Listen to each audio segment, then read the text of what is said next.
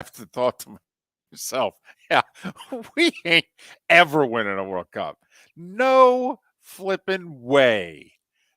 That was a sport completely different than the one we're trying to play. Holy mackerel. There's levels to this. I mean, what they did to France in the first half, oh, my God. It was the Colts to the Vikings, what they did in the first half. It really was.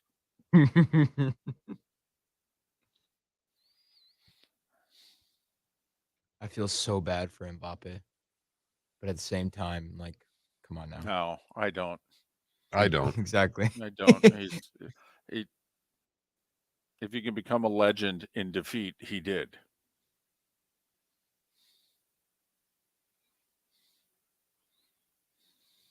He carried them to that final, too. Yeah. Yeah.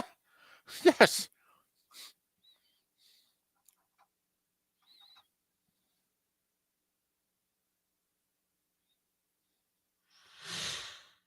God, that second goal was a laser. Holy.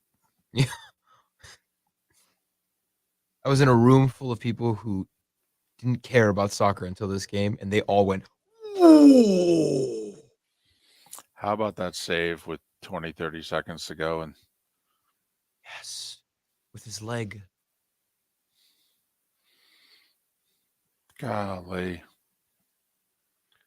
So I was forced into doing something Sunday morning. I literally paused the game at the 70-minute mark and came back and I'm watching and I'm going and I'm fast forwarding through, guys being down. So I ended up catching it by penalties back to live action.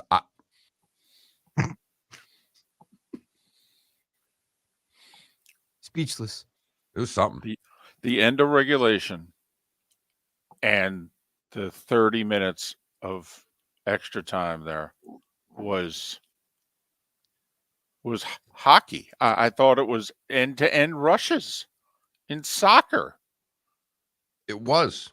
The analyst goes, we can't play like this for 90 minutes, but I guess they could do it for 30.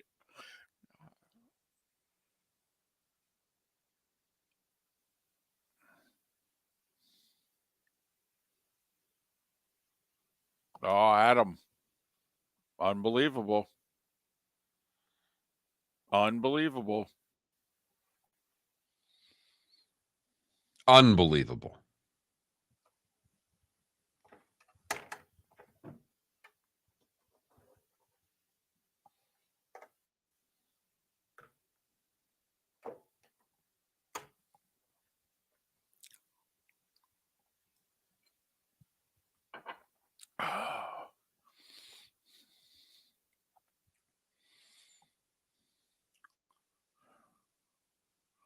Morning, Johnny Mac, Wancho, Spitz.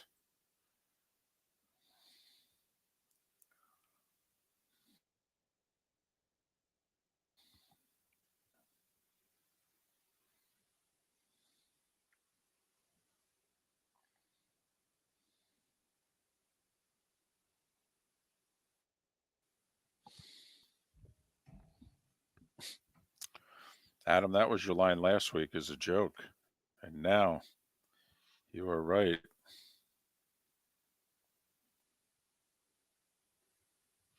By the way, Kornacki and Sunday Night Football Opens has now made that show so much better. Yeah, couldn't see it. Really? I know. I just think it's funny when they go to him with all the playoff and he's doing it like it's the election. I find it funny. Here we go, guys. I like him.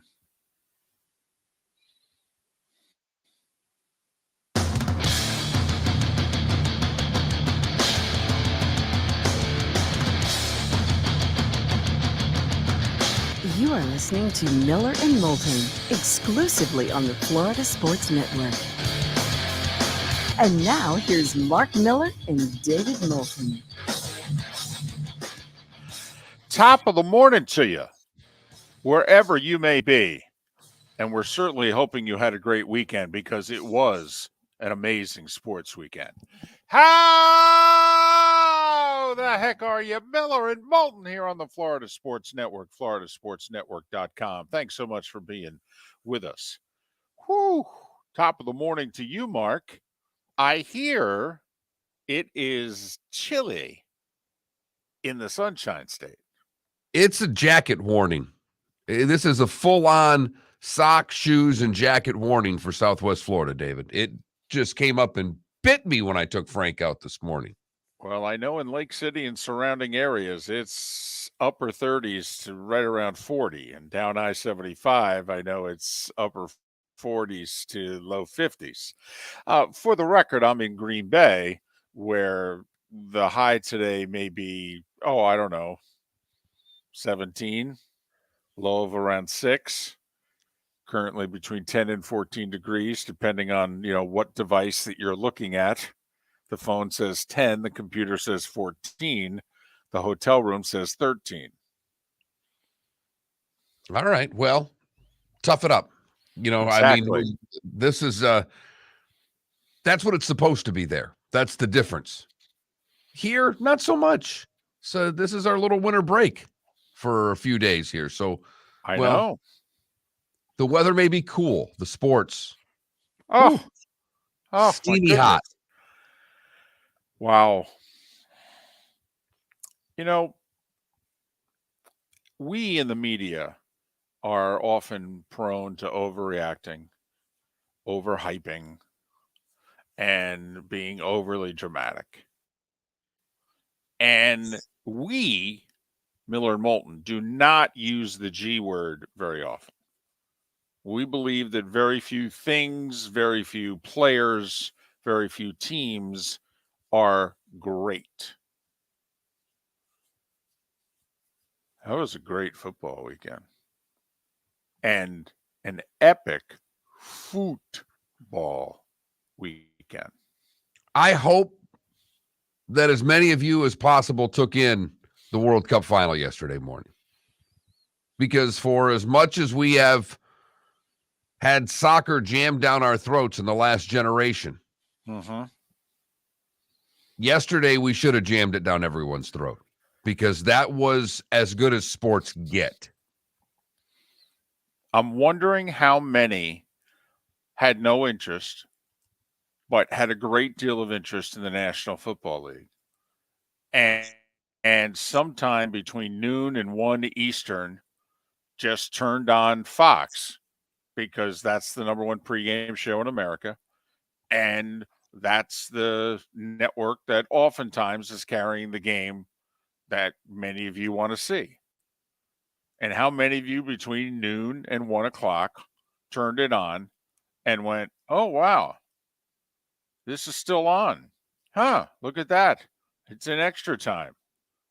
Or maybe, who knows, you turned it in at about 1:45 and you're like, penalty kicks for the World Cup? Does that say 3-3? Yeah. Meanwhile, if you were there from 10 a.m. on, I mean, that's something you'll never forget. Honestly. That's as good as sports can be, Mark, right there.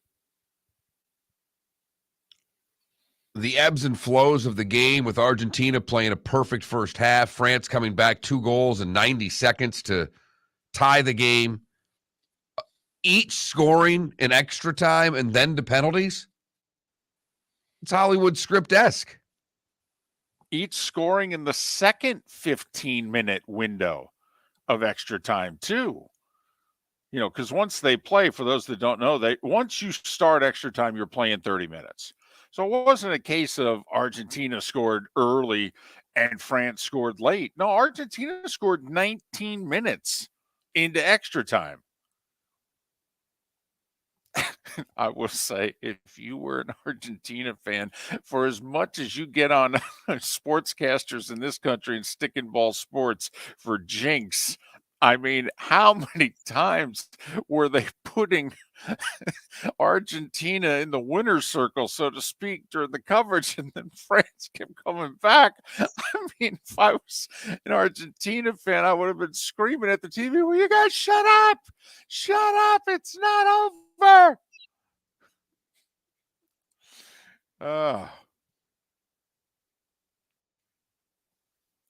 It was glorious. It was glorious. If a soccer match could at some point in time turn into a combination hockey and boxing, because they were trading haymakers, whether they scored or not. So that was the boxing part of it. But also, Mark, a soccer match doesn't have a pacing and a tempo of a rhythm, anything remotely of a hockey game. And yet that soccer match for damn near a half an hour, they just went, great scoring opportunity. And now quickly the other way on the counter. It's like, wait, what? Yeah, who knew we had Edmonton and Calgary from the late 80s going back and forth down the pitch? I'm with you. Yes, with literally all-time greats on the pitch, like on the ice back 30 plus years ago. Stunning. Stunning. It was so good. My wife and mother-in-law came back from church. And I, at about the 70th minute, agreed to go get them lunch. Now, I'm listening to the match on, satellite radio. But come on, it's 2-0 Argentina. I mean, come on. I mean, France can barely get the ball across midfield. They haven't even had a shot on goal yet. I mean, I'll get back in time, to see Messi be given the golden boot and and what have you. So I'd go down the road 2 miles, pick up the stuff, turn around. I come back, and of course, during that time, Mbappe says, "Hold my beer," and so I'd put the food on the table and basically instructed both of them. I don't know what to tell you, but I run this place for the next till this thing's done. Okay. Just so you know, I run this place. We all know in the real world, I have no say here. I run this place till this thing's done. Okay.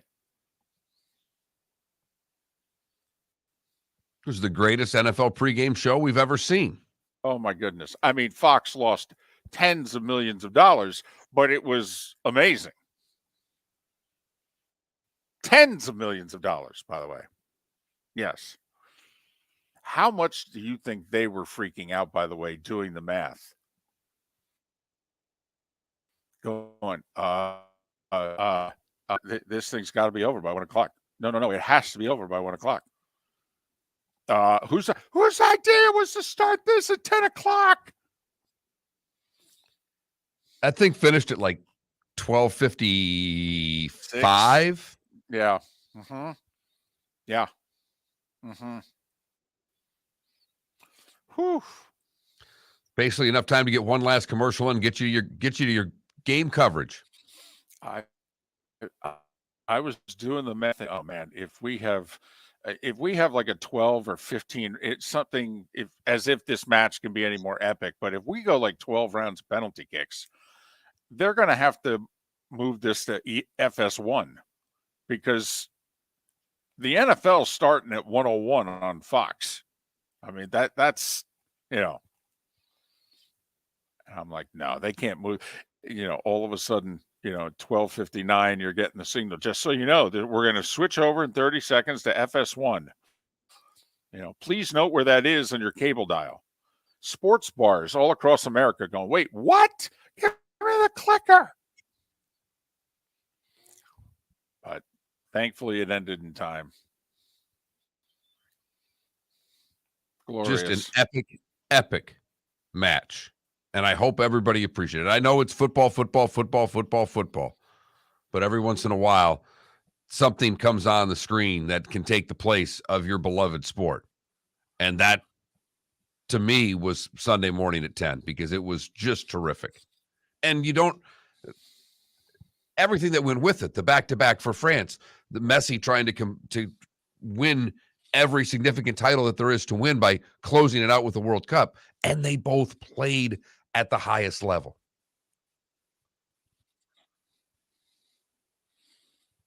I'll tell you what. Argentina's. Oh, go ahead. I now realize why people are the way they are about Messi as somebody who doesn't watch regularly. Wow. Wow. That was like watching, pick whichever game you want of like watching Michael from 25, 30 years ago. I mean, that, what was it that Ben Hogan said about Jack Nicklaus? He plays a sport of which I'm not familiar. I mean, to watch Messi out there versus world-class players all around him. And it's like, yeah, they're children compared to him. Wow. Wow. That second goal is as good of a goal, as good of a scoring play as you will see in any sport at any time the rest of your life. 6 players touched the ball. Messi made 2 touches to deliver a pass to send off that breakaway. That happened so quickly, you had to watch the replay 3 times to realize the greatness in which the play was made.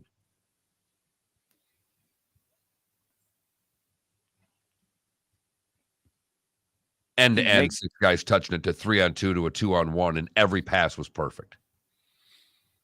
The first pass by Messi was beautiful. Oh my goodness. He does it not with the instep of his foot, but with the outside of his left foot, backhanded through 2 Frenchmen to start the breakout. I mean, Mark, you and I are hockey guys.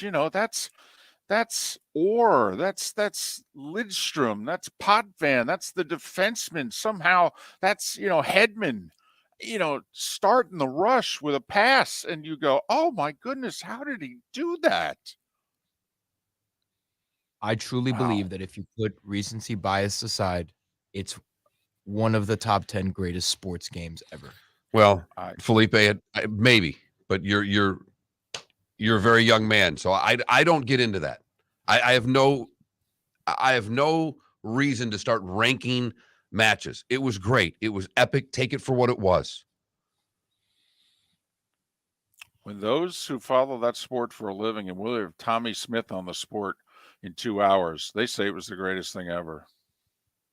Mark Miller for SWFL Golf Carts, or online, flgolfcarts.com. If you're looking for a golf cart, an e-bike, or an e-motorcycle, go visit Alex and the gang at SWFL Golf Carts. flgolfcarts.com online. Check out their whole inventory. If you're looking for a custom cart, they can take care of you. 2-seater, 4-seater, 6-seater, they've got you covered. E-bikes, nobody better for value and service. E-motorcycles, check them out. Again, flgolfcarts.com. flgolfcarts.com. David Moulton for Napa Auto Parts, and Napa Filters. Insist on Napa Filters for your vehicles, or if you're a do-it-yourselfer, only buy Napa Filters. Napa has a filter for almost anything on earth that moves, whether it's motorcycles, foreign and domestic cars, vans, SUVs, earth-moving equipment. You get the idea. Napa Auto Parts, Napa Filters. Insist on them for your vehicles, or if you're do-it-yourselfer, only buy Napa Filters. Ladies and gentlemen, once again, Excuse me. Hey, the line starts back here. Ma'am, if your party's not here, you're going to have to go around again. If you had the opportunity to avoid all this, wouldn't you?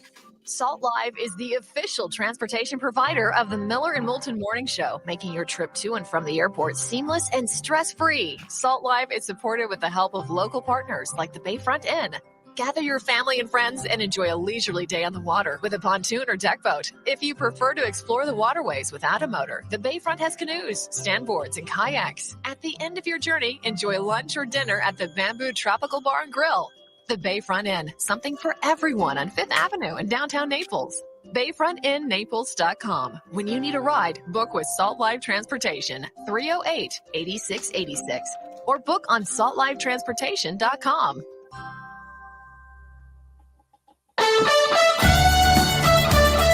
You were listening to Miller and Moulton on the Florida Sports Network.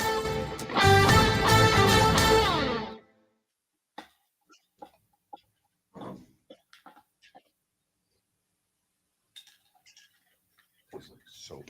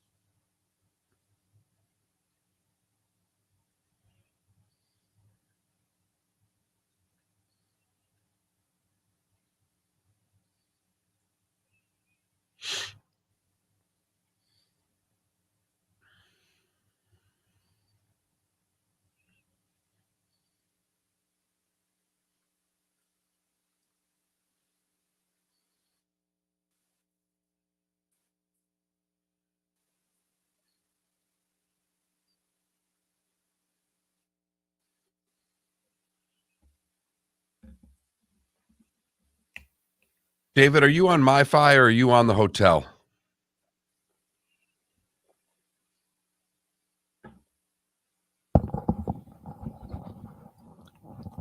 I'm sorry, what? Are you on MiFi or are you on the hotel? Hotel. Okay, because Why? you cut out a lot during that first segment. Just glitchy. Jeez, that's weird.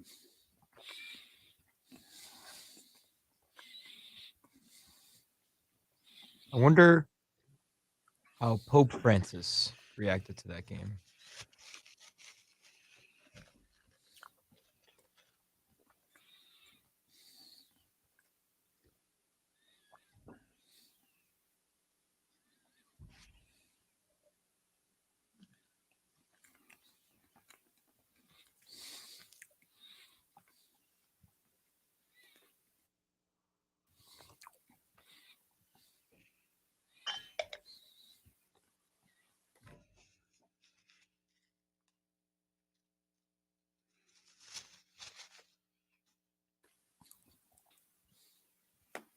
What?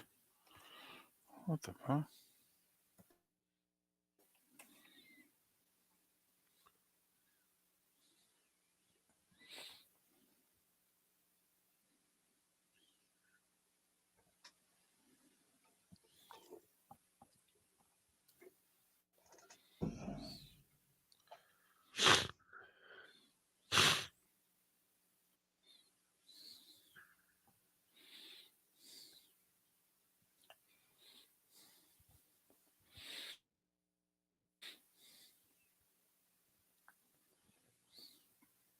You know, Messi's 34.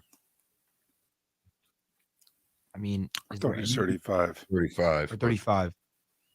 Any reason for him to play in the next World Cup? He won't. I mean, They've already kind of said that. But he did say he hasn't played his last match for his country.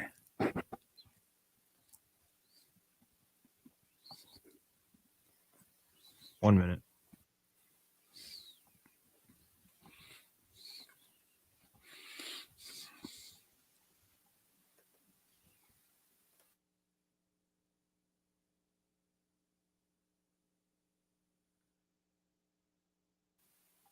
Glecko, I'm with you, man. Especially since the Jets and the Pats lost yesterday. I'm with you. Okay, I've switched. Okay. 30 seconds. Seems to be a lot better.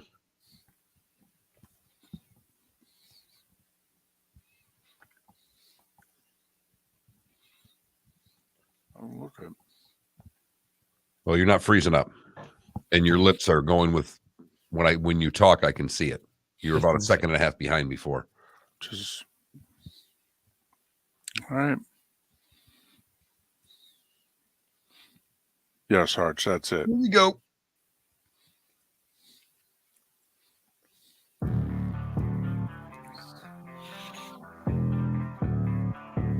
Thanks for listening. And now, more of Miller and Moulton on the Florida Sports Network.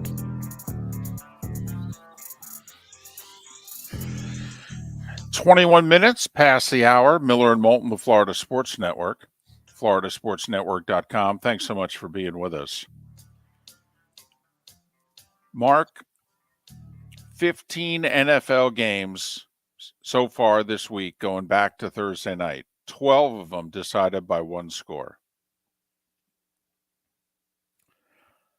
And it seemed as if the quality of play was better this week. It wasn't just the closeness of it, but it also seemed as if this was a decent quality week too, that the players maybe looked at the schedule and said, oh, 4 left. Oh, we got to win.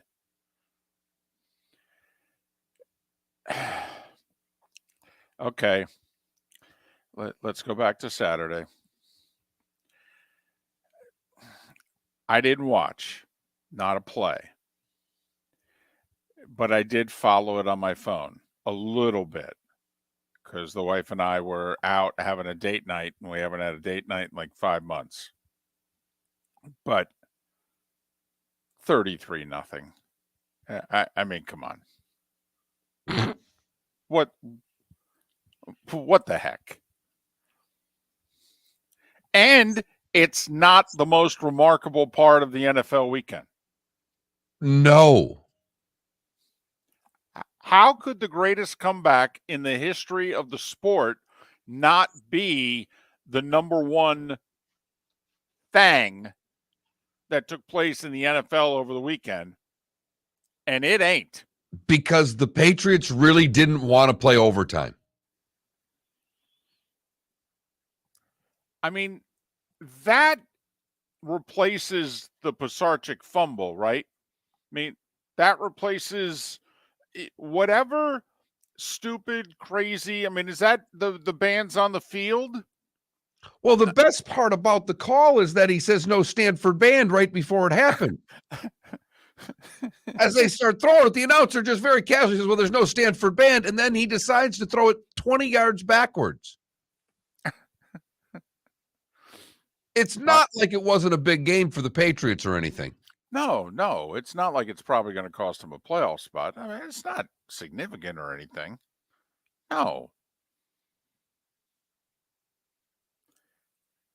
Listen, I am not in any way, all right? He doesn't deserve any fault in any way. But, I mean, Mac Jones couldn't have been a chihuahua? Couldn't have just been, like, holding on to his ankles there, forcing Chandler Jones to have to hand it to a teammate? I mean, that was pathetic. He really kind of laid down in the fetal position there when Jones caught the ball. It was wow. I mean, okay, here's how you tackle. You square your shoulders and you go forward. Mac, how do you tackle? Well, I squat and I fall backwards. And I start to do it before the guy puts his hand on me to, like, say, get out of here, young man. Wow.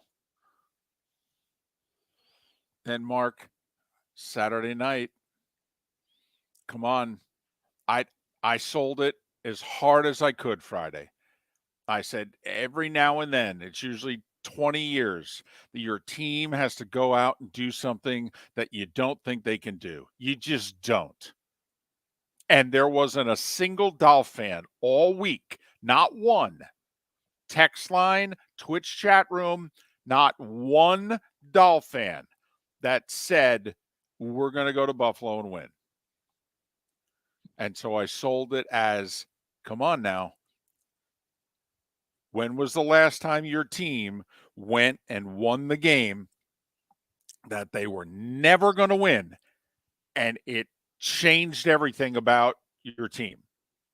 And I sold a game in week 12 of 1981 that the Giants played against the Eagles. It literally changed me as a sports fan, and it changed the direction of that franchise for 40 years. And I said, maybe you're about to have that moment. When they went up 8 with 9 minutes to go, did you think it was happening? Did I think it was happening? That doesn't sound like a yes. I didn't really think that it was happening, David. There was too much time. But I was doing a lot of, I'll be damned. Look at this. This is well, and they were taking it to him. Right. Running the ball. Right from the get-go. They ran the football at him. I mean, in the second half, they came out of the locker room and they were kicking the tar out of the Bills. Up front, both sides of the ball. Like, I'll be damned. They can't block them. And then started the snow. It was kind of like the Cubs when it started to rain. Bottom of the ninth there in Cleveland. They needed a reprieve. They needed to go into the locker room, get a fresca, just gather their things. It started to snow. It was as if the sports gods said to the Dolphins, hey, you've had your fun, but now you're in Buffalo. Don't know where we've been playing this game. Albany, Rochester, okay, Cortland, Ithaca, but you haven't experienced Buffalo tonight, and you were supposed to experience Buffalo. So here's just a little taste of Buffalo.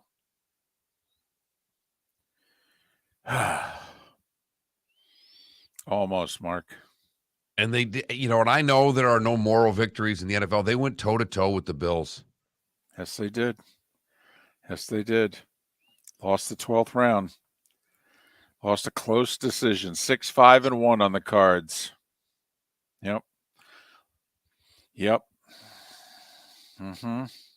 Little 114, 113 by the judges there. Close, unanimous decision.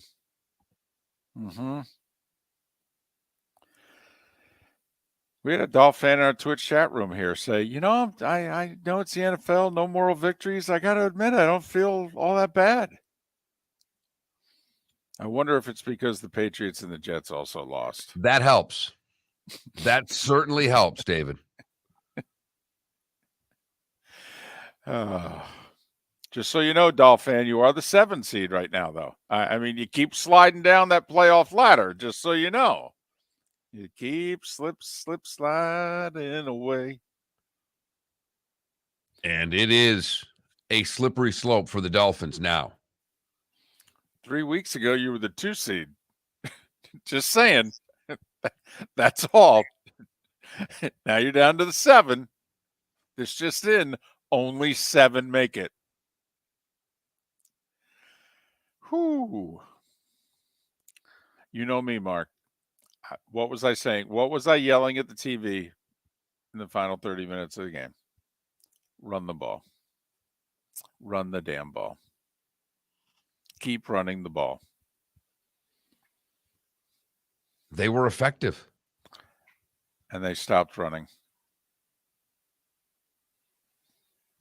And Josh Allen ended up the ball at the end of the game. Yeah. And that's not a good situation.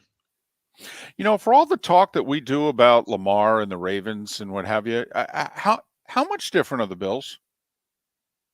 I know he can throw it much better, and they've got Diggs, but Josh Allen basically ran the wing tee and beat you on Saturday, okay? I mean, he did. He was Bronco Nagurski Saturday.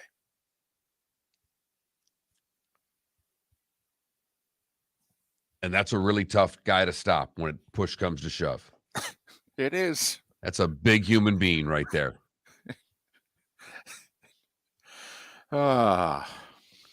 Miller and Moulton. The starting 5 coming up on the other side. Tommy Smith to wrap up the World Cup in the 8 o'clock hour right here on Miller and Moulton on the Florida Sports Network.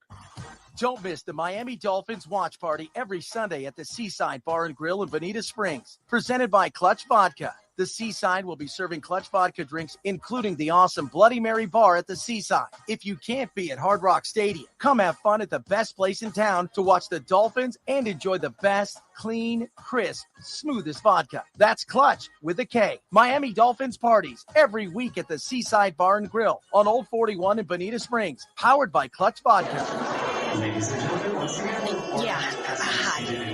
Excuse me. Hey, the line starts back here. Ma'am, if your party's not here, you're going to have to go around and get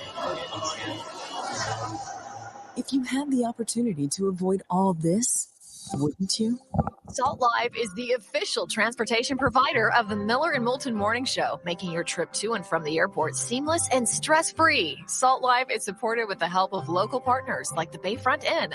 Gather your family and friends and enjoy a leisurely day on the water with a pontoon or deck boat. If you prefer to explore the waterways without a motor, the Bayfront has canoes, standboards, and kayaks. At the end of your journey, enjoy lunch or dinner at the Bamboo Tropical Bar and Grill. The Bayfront Inn, something for everyone on 5th Avenue in downtown Naples. BayfrontInNaples.com. When you need a ride, book with Salt Live Transportation, 308-8686, or book on saltlivetransportation.com.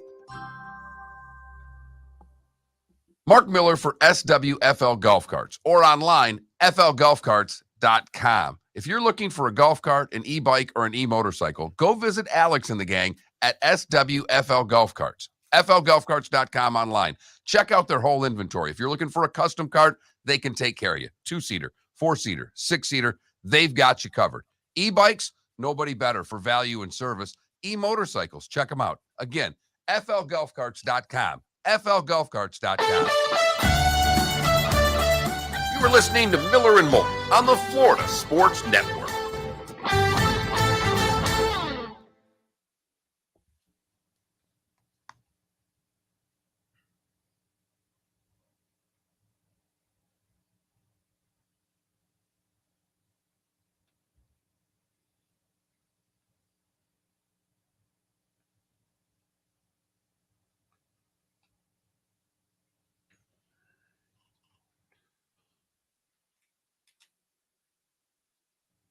When that snow started to intensify at the end of that Dolphins game, that was a thing of beauty.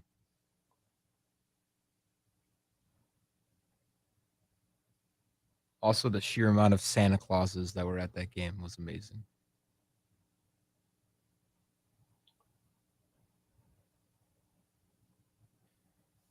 Great broadcast by NFL Network.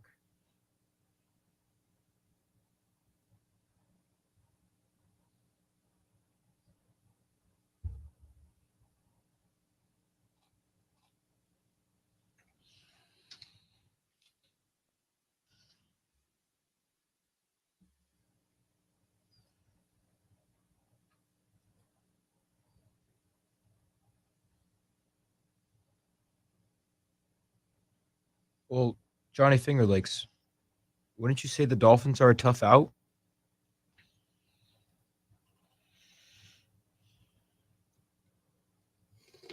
I think they're a hard team to beat. Their defense is awful. Yeah, but their offense, I mean, hard to stop that.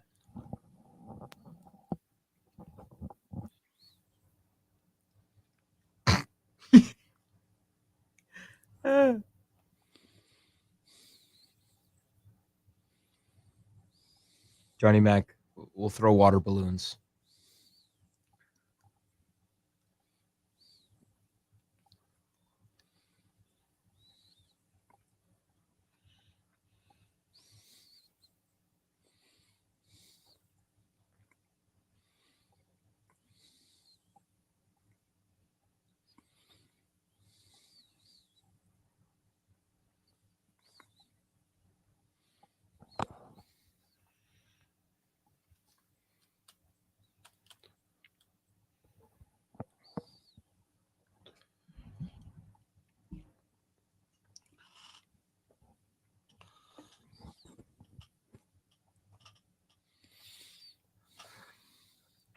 Oranges.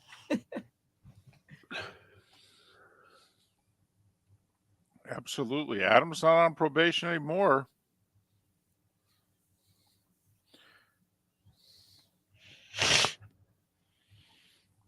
Adam, I was thinking of you yesterday. Maurice Jones-Drew was just sitting by himself waiting for the flight in Chicago to Green Bay because he does Rams radio. And so, I talked to him a little bit. And first thing he mentioned was, hey, we just got to take care of the Texans.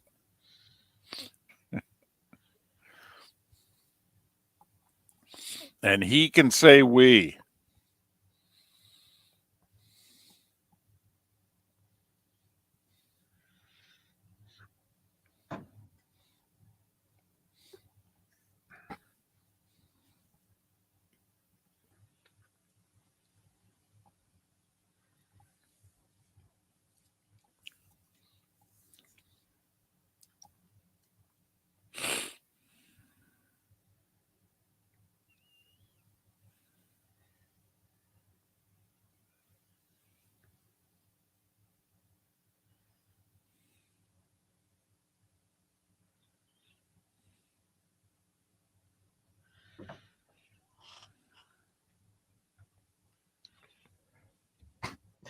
I just saw a video. Oh, go for it. No. If we did a poll question, All right. It would probably be which 6-8 team do you give the best chance to win their division? The Bucks or the Jags? I was just going to say, which is the best NFL team in Florida right now? 10 seconds. It's a nice one.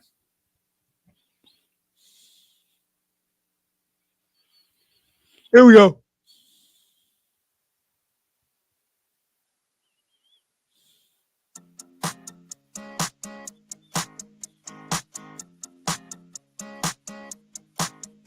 You're listening to Miller and Moulton, exclusively on the Florida Sports Network. 22 minutes before the hour, top of the morning to you. Miller and Moulton, Florida Sports Network, floridasportsnetwork.com. Mark Miller in the cozy confines of the 239, where it is about 51 degrees this morning. All right, so just be prepared. Be ready. All right, it's going to catch you off guard. I'm in Green Bay, where, you know, the locals. Mark, when I got to the hotel at darn near 11 o'clock last night, there was a guy who was standing outside smoking a cigarette. I go, cold enough for you to break that habit? He goes, hell no. There you go. It's about 12 here right now. It'll be in single digits when they kick off tonight. Rams and Packers. So there is that. Maybe that's the reason to watch the cold temperatures. I don't think we're getting snow. We need snow to have people to watch this game. Got that right. Somehow I just don't think Baker Mayfield did all he could a couple Thursdays ago, Mark. He really did. Okay, I think the folks at ESPN really appreciate everything he tried to do, but yeah, this one will probably be tough. They have a lot to live up to, that is for sure. And with that, time now for The Starting Five. 5 stories you need to know. It's the Starting Five on Miller and Moulton. Here's number 1. An epic World Cup final. Many believe the best ever. A lot of people believe it's as good as soccer matches has ever been played. Argentina in penalty kicks. Messi wins his World Cup. He had 2 goals in regulation and extra time. Mbappe had the hat trick for France. Argentina led 2-0. France tied it. Argentina took the lead in the second overtime. France tied it with 3 minutes left. Argentina won the penalty kicks 4-2. There's nothing now that Messi hasn't done in the sport. And as if his place on the Mount Rushmore of the sport wasn't already assured, now they can talk about whether or not he is at the front of the line. And Mbappe is a legend in his mid-20s.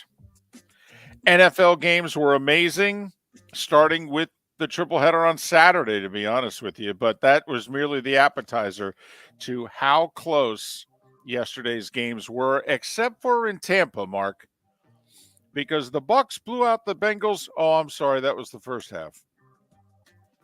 Apparently, Tony Romo kept saying that Brady and the Bucs are back. 2 hours. Brady and the Bucs. Brady and the Bucs. Brady and the Bucs. Brady and the Bucs got their butt kicked. 34-23. Joe Burrow threw 4 touchdowns, while Tom Brady had 4 turnovers. I mean, it looked like a changing of the guard moment. Kind of like, you know what? You've had your run. You may want to do that broadcasting thing. I hear it pays well. Bucs fall to 6-8. Yet, Mark, they're still in first in the NFC South. That's right, because the Saints beat the Falcons 21-18. Both those teams are 5-9, and Carolina lost at home to the Steelers. We would like to petition the NFL that the Steelers represent the NFC South in the playoffs. After all, they did go 4-0 against the division this year. They're 2-8 against the rest of the league. So the Saints, the Falcons, and the Panthers are all 5-9. Just a game back of the Bucs, mind you, with 3 to play. 7. If Tampa Bay beats Carolina, they can win that division at 7-10. That's the money game right now. That's the game. 7-10. 7-10. Yep. Meanwhile, the Jags had their biggest win, certainly in 5 years, rallying from 17 down, tying it, and then they're going to lose it in overtime until Rayshon Jenkins with the interception, the pick six in OT to win it, 40-34. And you combine that with the Titans losing 17-14 to the Chargers, Jags just a game back. Jags actually control their fate. If they win out, they'll win the South. Jags play Thursday night against the Jets. That's right. First it was Lions and Jets. It was a big game. Now it's Jags and Jets. What in the wide, wide world of sports is going on here? We'll say that's about the only thing that happened this weekend that was bad for the Dolphins. The Chargers winning gets them to 8-6. Actually moves LA, since they're tied with Miami, ahead of them in the standings. Dicker the kicker with the 43-yarder at the gun to win it. Titans have lost 4 in a row. Give it up to the Lions. Come on. How many of you were watching?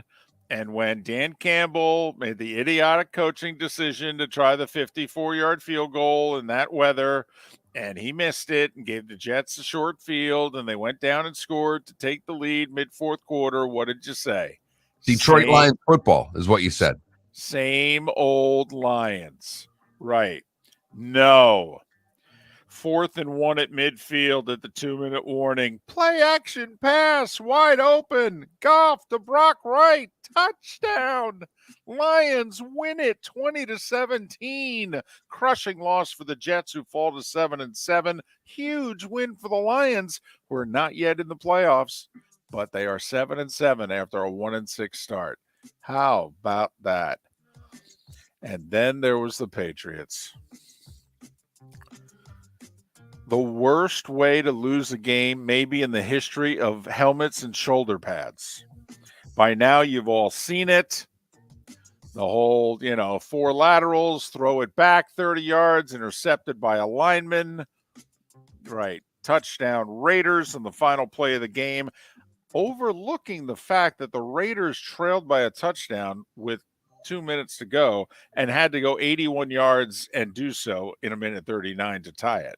Overlooking the fact that he was probably out of bounds when he caught that touchdown pass.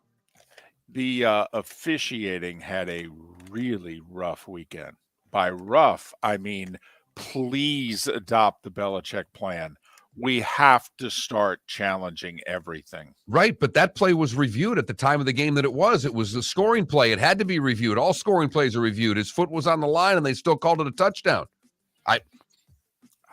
I'm with you. I am. I don't know how that was a touchdown. I don't, David. I'm with you. I don't get it. Eagles survived the Bears 25-20. They're 13-1 on the season. Jalen Hurts with 3 rushing touchdowns.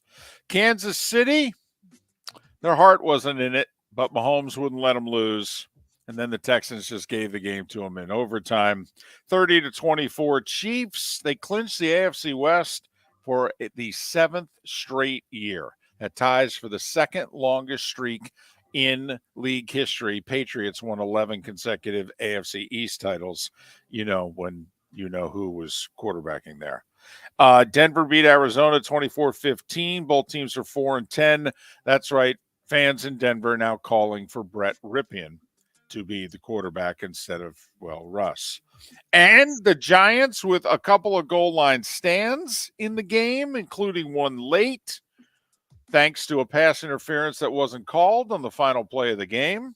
They beat Washington 20-12.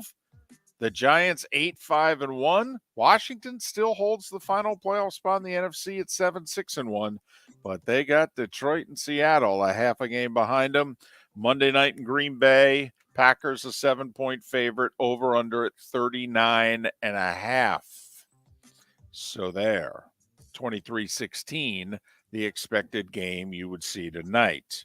College football, TCU quarterback Max Duggan is going to enter the draft after the playoffs. Bo Nix returns to Oregon, And for what it's worth, Wednesday, early signing day, Ohio State's not going to get the number one quarterback in the country, number one recruit in the country, who had verbally committed to them as far back as May. Dylan Raiola decommitted over the weekend.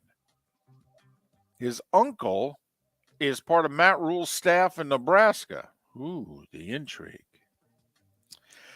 NBA. Mark, they're working on our billboards in Orlando. It should be.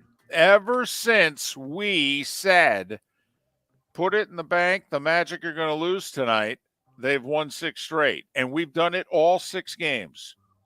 They just went to Boston and swept 2 from the Celtics. What the wide world of sports is going on here? 95-92, the win last night. Knicks have won 7 in a row. They beat the Pacers by 3. Hey, Anthony Davis is hurt again. That's a shocker. Out a month with a foot injury. LeBron did score 33 in the Lakers win over Washington last night. NHL, Rangers have won 7 straight. Beat Chicago 7-1 last night. Like you talked about, Mark. I mean, at what point do you got to blow the Blackhawks up already? I mean, trade Kane and Tays, for goodness sakes. They deserve better. They really do.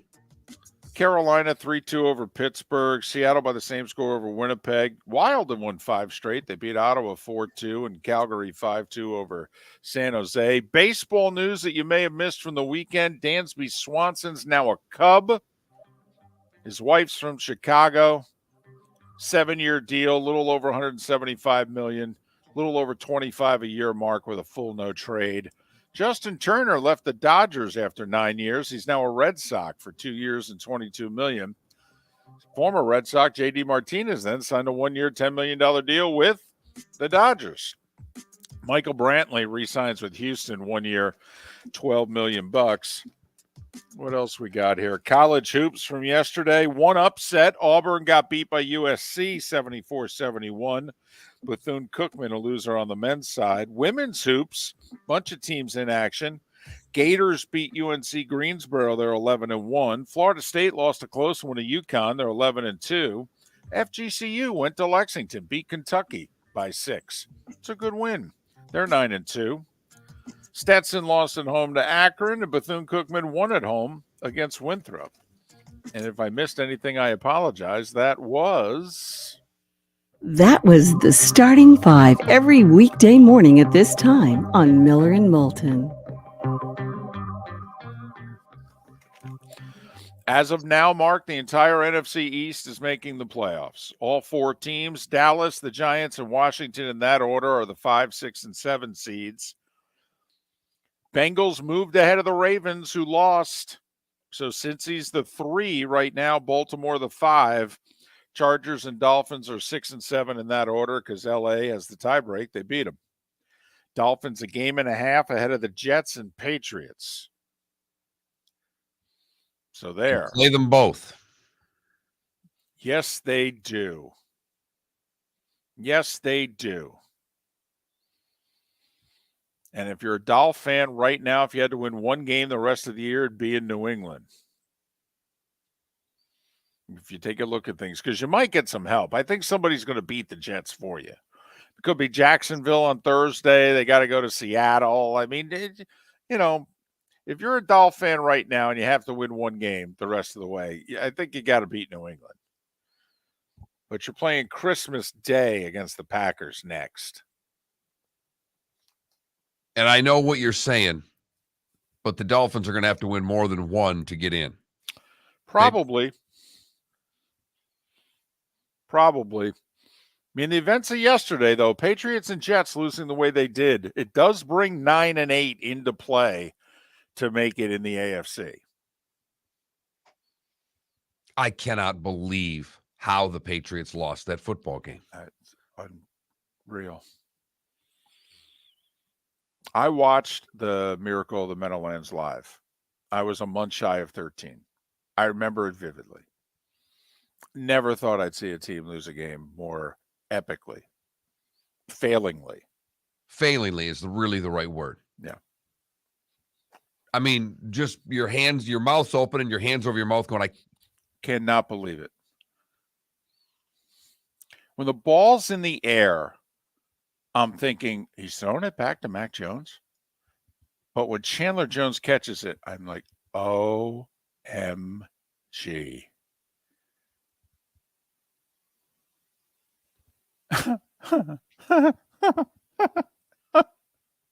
I mean, it's only going to keep him out of the playoffs. It's not that big a deal.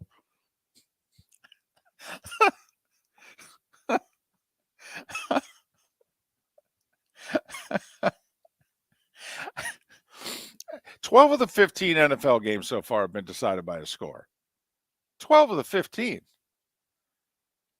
I mean, honestly, if they submitted this as a script, Hollywood would go, come on, we can't have this many close games. It's too unbelievable. Well, how about we'll give one team a 33-point lead and let them lose? Right. And we'll have another game be tied heading into overtime, and we'll just throw it around. Because if the script wasn't believable before, I can give you a couple of ways to make it even crazier. And the NFL delivered on that as well. We'll have two teams win games on the final plays of the game on defense. What do you say? Miller and Moulton, thanking you so much for listening right here on the Florida Sports Network. Ladies and gentlemen, once again. Yeah. Hi. Excuse me. Hey, the line starts back here. Ma'am, if your party's not here, you're gonna have to go around and get it. If you had the opportunity to avoid all this, wouldn't you? Salt Live is the official transportation provider of the Miller and Moulton Morning Show, making your trip to and from the airport seamless and stress-free. Salt Live is supported with the help of local partners like the Bayfront Inn. Gather your family and friends and enjoy a leisurely day on the water with a pontoon or deck boat. If you prefer to explore the waterways without a motor, the Bayfront has canoes, standboards, and kayaks. At the end of your journey, enjoy lunch or dinner at the Bamboo Tropical Bar and Grill. The Bayfront Inn, something for everyone on 5th Avenue in downtown Naples. BayfrontInNaples.com. When you need a ride, book with Salt Live Transportation, 308-8686, or book on saltlivetransportation.com. David Moulton for Napa Auto Parts, and Napa Filters. Insist on Napa filters for your vehicles, or if you're a do-it-yourselfer, only buy Napa filters. Napa has a filter for almost anything on earth that moves, whether it's motorcycles, foreign and domestic cars, vans, SUVs, earth-moving equipment. You get the idea. Napa Auto Parts, Napa Filters. Insist on them for your vehicles, or if you're a do-it-yourselfer, only buy Napa filters. Mark Miller for SWFL Golf Carts, or online, flgolfcarts.com. If you're looking for a golf cart, an e-bike, or an e-motorcycle, go visit Alex and the gang at SWFL Golf Carts. flgolfcarts.com online. Check out their whole inventory. If you're looking for a custom cart, they can take care of you. 2-seater, 4-seater, 6-seater, they've got you covered. E-bikes, nobody better for value and service. E-motorcycles, check them out. Again, flgolfcarts.com. flgolfcarts.com. Miller and Moulton here for the Clutch Vodka Play of the Day. Mark, remember Nick Charles, Fred Hickman, the CNN Play of the Day? Yeah, CNN did a nightly sports show. That was a while ago. Yes, it was. Just work with me. Everyone liked the pod, the Play of the Day. So how about we have the Clutch Vodka Play of the Day? Sounds good. Fun. Smooth. Like Clutch Vodka. Listen weekday mornings for the Clutch Vodka Play of the Day. That's Clutch with a K. Golfers, are you bored of the same old driving range warm-up routine that's not getting you the results that you want on the course? Power up your golf swing by adding resistance bands to your range sessions with the Orange Whip Golf's Power Strap Kit. Featuring band attachments to your feet and hips, Power Strap resistance training will boost club head speed, increase power, improve flexibility, all with just a few swings. Buy a Power Strap Kit today. Go to orangewhipgolf.com and use code Miller10 to receive an additional 10% off the already great price of $119. You are listening to Miller and Moulton on the Florida Sports Network.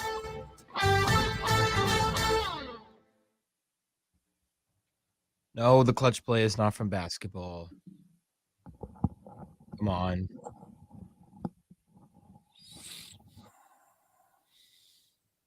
David, did you mention Jokic's stat line last night? I did not, because I did not include the Nuggets score in with it.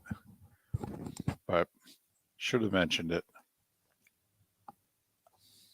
For those in the Twitch chat who don't know, 40 points, 27 rebounds, 10 assists. And Mark does not give a shit. Well, most people don't, but they No, would. But they would go, oh, that's impressive. Oh, Frank Gore Jr. Yes. I loved how. Did you see? Oh, was that his aunt? Yeah. Yes. Kept trying to crash his post-game interview. He kept shoving her out of the way. He goes, Auntie, chill. And then he goes right back into the question.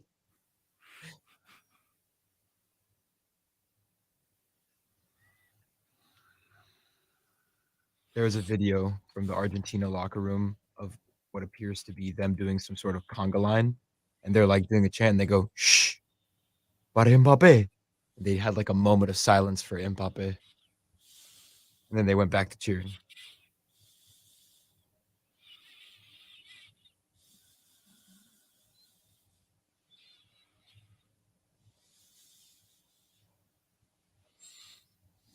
No, Stumpy, he is not. He is not.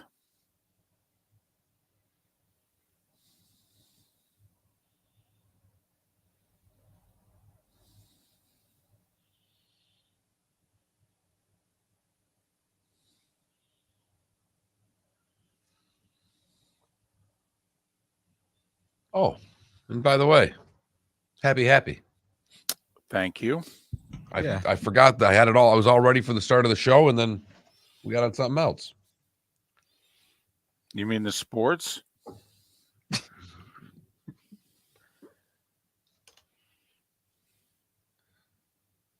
Feliz cumpleaños, David. 57. Should we sing for you? Well, you know me and karaoke. Que los cumplos. Feliz. Paul, did the Dolphins have a chance to? Dolphins didn't have a chance to take Josh Allen.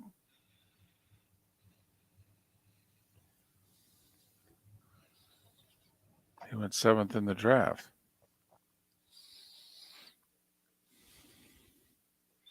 Thank you, DP. Bam.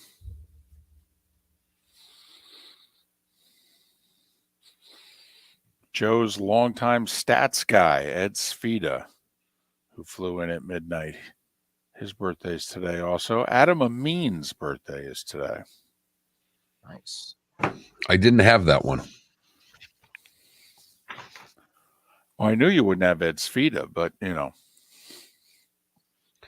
Robert Urich from Vegas. Oh, wow. Right? Kevin McHale, Randall McDaniel, Alyssa Milano, Warren Sapp, Jake. Hold on a second. Alyssa Milano? Alyssa Milano. That'll play. The answer is yes. That'll. Paulina Gretzky. Wow. Al Kaline, Doug Hart.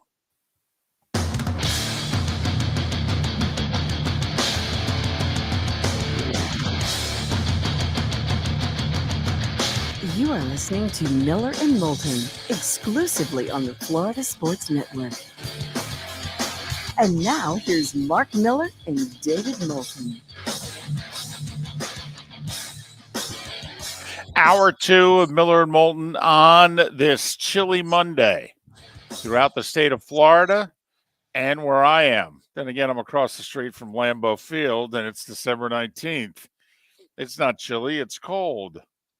It'll be single digits soon enough. Miller and Moulton, Florida Sports Network, floridasportsnetwork.com. Thanks so much for being with us after just a glorious, splendid, inspiring, emotional. And that's just the Dolphins-Bills game. No, really. Just a tremendous sports weekend. Hope you were able to enjoy as much of it as possible. We know it's, last weekend before Christmas, a big Christmas party, Saturday night, and getting things done. And so we don't know how much of it you were able to take in, but we hope it was a lot. So my daughter is an altar server at church. She had to serve Saturday at 3. I could have gotten out of church Saturday. I could have. The wife said, "You want to stay and watch the game?" It was 33-0. Right. And I'm like, no, I'll come along. I think this thing's done. I don't need to watch this anymore. So you went to church. So I went to church. And it takes a while when she does that. We don't get to leave. You know, we're not like normal people. It takes about another 10, 12 minutes after to get out of there. And some people were coming in for the next mass that I knew. And the guy's telling me about a basketball score. And Gonzaga beat Indiana, and Kansas blew out, or Alabama rather, and Kansas blew out Indiana, and he's telling us the scores. And did you see what went on in the football game? It's 33-0 at the half. And I go home, and it wasn't 33-0 anymore. And you had to be thinking to yourself, I know us Catholics can have long services, but what in the... Yeah. All right, very quickly, don't want to spend a ton of time on this because I don't know how many people care. Saturday's getting crushed. First off, because it's easy to do. I mean, you're the coach of a team that blows a 33-point lead. No one's ever done that before. All right, but did you get home to see the decision he had to make? The 4th and 1 with 2.5 minutes to go? No. And he went for it. Right. All right, he went for it, and if they get it, the game's over. But also, it's like a 56-yard field goal, something like that, if he decides to kick the field goal. So he up 7, he's like, field goal's kind of a 50-50 proposition. I think our odds are better 4th and 1. We'll do the Bush push thing, and, we can get this. Game's over. He got crushed. They didn't make it. We all know what happened. The 60-yard touchdown run on the next play. And then, okay. I actually, listen, of course I didn't think he should be the coach, and I don't think he's a head coach, but I don't blame the guy. Like, I was much more on Dan Campbell when he's up 3 early 4th quarter, and in the, just trying to kick a field goal with a rock hard ball and out of a kicker's range. Yes. Okay. That, to me, I thought that was a punt, not a go for it. That was a punt. But I didn't have a problem with Saturday's decision there to go for it. I mean, he just watched his defense for 30 minutes. Every time Minnesota got the ball, they scored a touchdown. Do you think he wants to give Minnesota the ball again? I didn't have a problem. He, of course, is getting crushed. It's easy to do. But, I mean, he also had them prepared so that they were up 33-0 at the half. I mean, how much do you blame on the coach? I mean, at what point do you have to look at the players and go, man, you guys just had an epic collapse here? But I didn't blame him for going for it on 4th and 1. Play calling earlier than that, from just looking through the drives, they were throwing the ball a bit too much up with these numbers. It wasn't a bad idea to maybe run a few more times. I agree. Try to get this thing into the barn that way. But because I actually, I came back and I'm going, what the hell happened? I'm going through the drives, and they had too many 3 and outs with passes going on. Yes, they did. A lot of minute 39, minute 36. Yeah, there were a lot of those drives in the second half. But the other thing which made it so strange, and we'll move on to other things, was, it's not like it started right away. I mean, both teams punted. Vikings scored a touchdown. Colts took a 5-minute drive, kicked a field goal.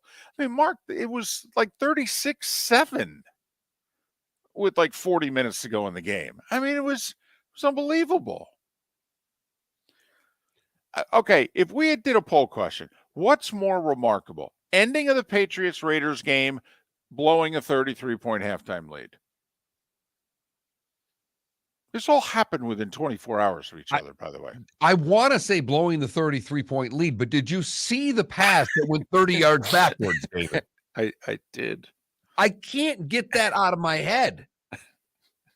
And these things are saving the Tampa Bay Buccaneers from not getting destroyed right now. Exactly. They're providing some cover for what the Bucs did in the second half yesterday. Whew. and Dolphin. Okay, you went 0-3 on the all-important 3-game road trip. You're still in the playoffs. Barely. You're it. You're the 7. Jets and Patriots chasing you. How you holding up? Green Bay at home Sunday afternoon, Christmas afternoon. Green Bay at New England, home for the Jets.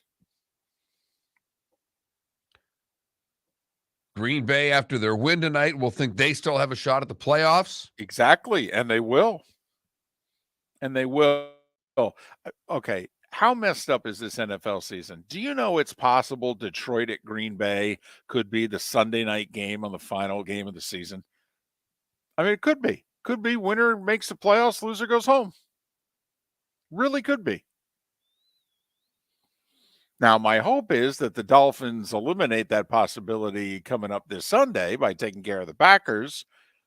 And then the Green Bay's in nothing but spoiler mode, and it'll be interesting. There are quite a few games now shaping up final week of the season in which our team's going to play their guys. I mean, Philly's going to have nothing to play for. They're hosting the Giants. Dallas, quite frankly, is going to have nothing to play for. They're hosting Washington. I mean, Dallas clinched a playoff spot despite losing yesterday, Mark. And it would take a lot for them to be anything other than the 5 seed. Good news for the Dolphins, though. The Bills should be playing for something that last week, and they host the Patriots week 18. Yes. Yes. But there are a lot of matchups now in which you're wondering, are teams actually going to throw their starters out there? And in the case of Green Bay, does that mean the difference between Aaron Rodgers and Jordan Love? So, but Dolphin, Bucks fan, and then for those who are fans of the Jacksonville Jaguars, that's right. All 3 teams control their playoff destiny. Huh? Who'd have thunk it? But more importantly for the Jags, Trevor Lawrence is starting to look like the guy that was expected to be the quarterback of the Jacksonville Jaguars. That to me, if anything has happened this season, the Jags now can, no matter what happens these final weeks, I think the Jags pretty comfortably can go to the offseason going, yep, we drafted the right guy. And I think there are a lot of Cowboys fans that watched that game yesterday going, yeah, I think I want the guy on the other team. I think I'd rather have him. Yeah. This is it's not quite going as well as I thought it'd be going at this stage.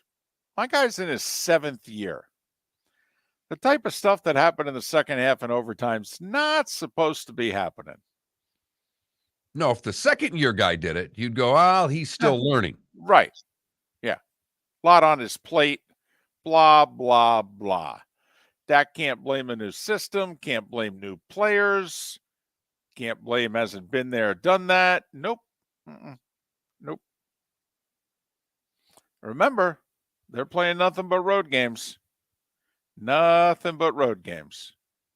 Although, I don't know, that first playoff game. You know how many Cowboy fans are going to be in Tampa? Did you hear the crowd yesterday? How many Bengals fans were in Tampa? Uh-huh. Yeah. So it'll be 60-40 Cowboy fan for that Bucks game. Either Bengals fans, Mark, or boy, did the LSU faithful travel. Right. Right. Did you hear the storyline that came out of the Bengals beating the Bucks? That the Bengals players were upset with something that Brady said on his satellite radio show?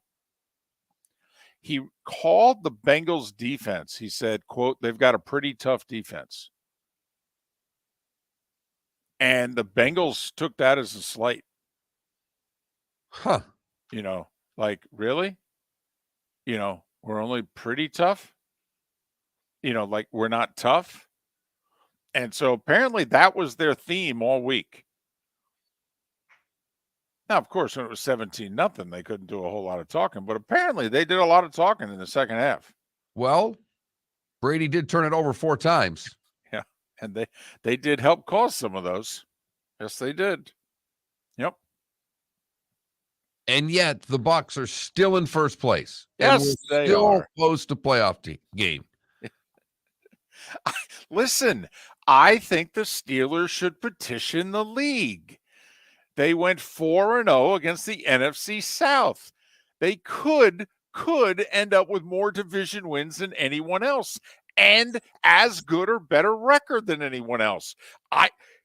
Is an AFC team allowed to? I mean, let's just look at that. Head to head, Steelers or Bucs. Steelers have a better division record and their record's the same. Doesn't that give them the tiebreaker?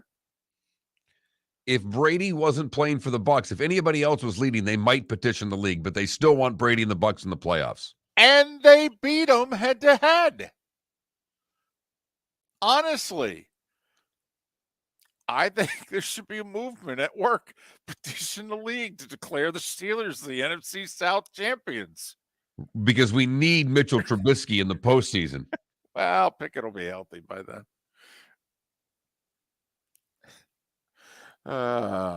Besides, let's have to have Cowboys Steelers in the playoffs for old time's sake. There you go. Bring some nostalgia Right into the postseason. Might be the only way for the Cowboys to win a postseason game. Oh! Miller and Moulton, thanks for listening. Florida Sports Network.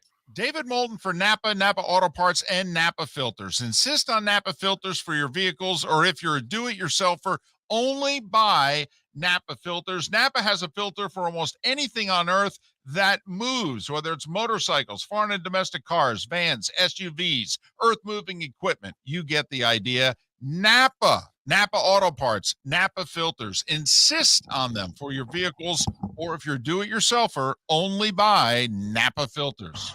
Don't miss the Miami Dolphins watch party every Sunday at the Seaside Bar and Grill in Bonita Springs. Presented by Clutch Vodka. The Seaside will be serving Clutch Vodka drinks, including the awesome Bloody Mary bar at the Seaside. If you can't be at Hard Rock Stadium, come have fun at the best place in town to watch the Dolphins and enjoy the best, clean, crisp, smoothest vodka. That's Clutch with a K. Miami Dolphins parties every week at the Seaside Bar and Grill on Old 41 in Bonita Springs. Powered by Clutch Vodka.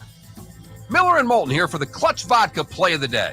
Mark, remember Nick Charles, Fred Hickman, the CNN Play of the Day? Yeah, CNN did a nightly sports show. That was a while ago. Yes, it was. Just work with me. Everyone liked the pod, the Play of the Day. So how about we have the Clutch Vodka Play of the Day? Sounds good. Fun. Smooth. Like Clutch Vodka. Listen weekday mornings for the Clutch Vodka Play of the Day. That's Clutch with a K. Mark Miller for SWFL Golf Carts, or online, flgolfcarts.com. If you're looking for a golf cart, an e-bike, or an e-motorcycle, go visit Alex and the gang at SWFL Golf Carts. flgolfcarts.com online. Check out their whole inventory. If you're looking for a custom cart, they can take care of you. 2-seater, 4-seater, 6-seater, they've got you covered. E-bikes, nobody better for value and service. E-motorcycles, check them out. Again, flgolfcarts.com. flgolfcarts.com. You were listening to Miller and Moulton on the Florida Sports Network.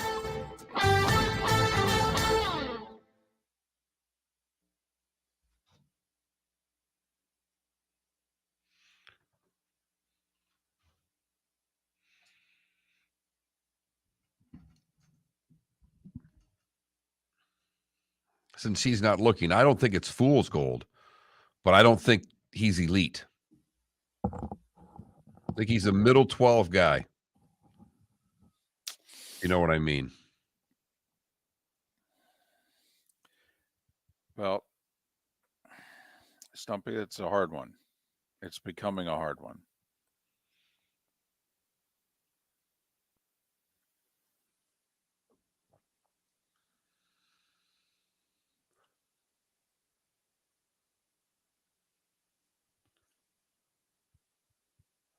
And I'll tell you what, Stumpy, I mean, do I think, and we know you haven't, and we are fans, and we have liked him since day one.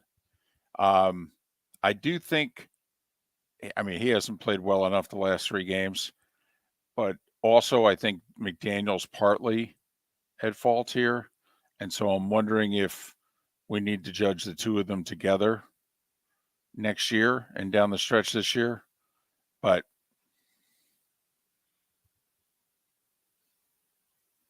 considering how hard it is, Stumpy, to even get somebody to play at Tua's level, I'm not willing to throw him out with the bathwater, so to speak. Do I think he's a starting quarterback in the NFL? I do. But the last 3 games haven't been good enough. Well, Joe Flacco won a Super Bowl. So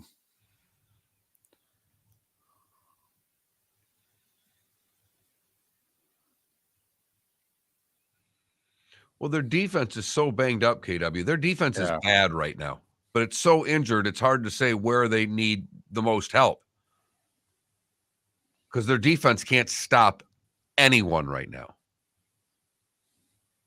It is a bend, but pray you don't break defense at best.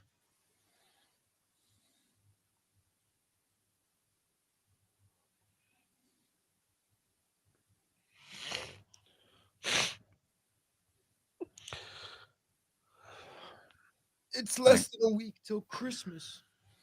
yes, it is. Ooh, Isn't it also today the first day of Hanukkah? It is the first day of Hanukkah. Or yesterday was, I think. Either one. Yeah, started yesterday. Mm-hmm. I know because, spoiler alert, it's mentioned in our clutch play of the day call. I do not wear thermals or long underwear, but I will have on 2 pairs of pants.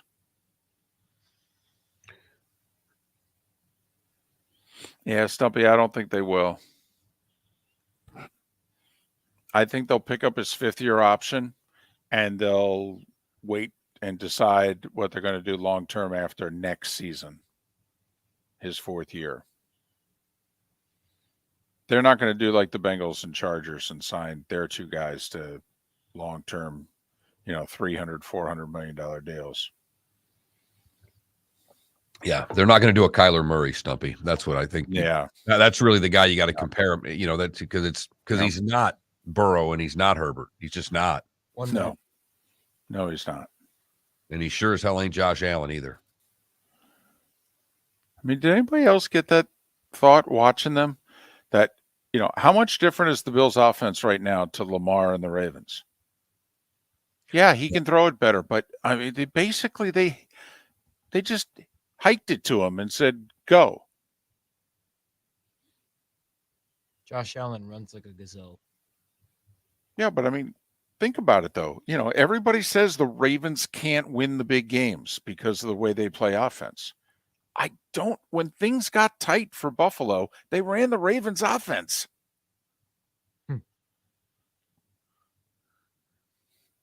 15 seconds. They actually have receivers. They do.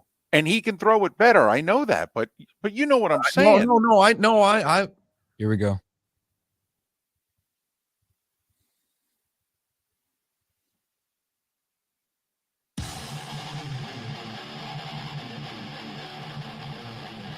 You're listening to Miller and Moulton, exclusively on the Florida Sports Network. 21 minutes past the hour. Top of the morning to you. Happy Hanukkah. Miller and Moulton, the Florida Sports Network. FloridaSportsNetwork.com. Here we are. Less than a week till the big fella makes an appearance over the weekend. Just like that. By the way, breakfast with him yesterday, David. Really? Yeah. That's nice of him to take some time off. I mean, he's working hard these days, so I'm glad he could put his feet up for a while. Got to get those lists from everybody. Well, that is true. That is true. So glad he was making the rounds. It's good to know. Tommy Smith to join us coming up at the top of the hour to look back at that epic, historic, phenomenal, sensational, pick your adjective, World Cup final. My goodness. Question I would ask our audience: will you watch more? Did yesterday get you more interested in soccer, or was it a one-off? Because it was epic. It was, but I don't know if that makes, when the Premier League comes on the day after Christmas and you're sitting around your house going, you know what I need to do is I need to watch a little soccer. All right. I'm being as honest as I can be. If I lived in South Florida, it would make me seriously consider buying tickets to the MLS team in Miami because reportedly Messi's coming. And I will say, Mark, watching him on the pitch yesterday, I felt like I was watching Gretzky, Jordan. I did. I thought he's just so much better than everybody else. And there was world class around him. And they look like junior varsity compared to him. It's a terrible comparison. We'll do it anyhow, though. I was lucky enough to see, I think it was Wayne's last All-Star game. It was in Tampa. And Gretzky had passed his prime. Sure. And it was an All-Star game, so I'm not trying to compare it to what yesterday was, but there was a shift during that All-Star game in which Wayne decided to be Wayne again. And for a little more than a minute, because it was a long shift, Wayne was controlling the puck and doing his thing and got a standing ovation as he came off the ice.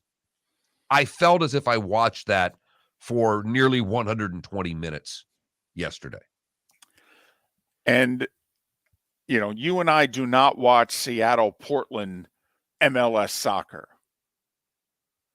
But if Messi's going to be in that league, I'm going to start paying attention to when do they play? Who are they playing? I would watch. Yeah, but you'll have to get Apple TV to do it. I know, but I think I already pay for it. In fact, I think I've been paying for it and not watching it. I went through my emails on the flight, Mark, and I went, I'll be damned, $6.99 a month. It went up $2. Wait, I'm paying for this sucker? Yeah. So I've got it, Mark. I just haven't activated it. What's your password? Have no idea. Have no idea. Thank you very much. I can guess it's one of two, and I'm pretty close. I just have to remember, did I put numbers? Did I put an exclamation point? Or did I just go strictly with, one of my 2 or 3 go-tos? So, every now and then, are you the same way where you log onto something, they ask you for your password, and you go, I don't remember it, but I'll bet you I can get close. I usually give it 3-4 shots because I know what the go-tos are for all those things. Then if not, we'll have to go with them, send me an email and we'll start over again. Exactly. So when I get home, I'm going to try it with Apple TV. I've been paying for it. I might as well try. Boy, I think Apple TV wants Messi in the MLS. Holy mackerel. They may illegally help Miami pay his salary. Damn right. And the league might let them. Whole rest of the league may look the other way. That's what I'm wondering. Did yesterday, I can genuinely say, Mark, yesterday will cause me to seek him out.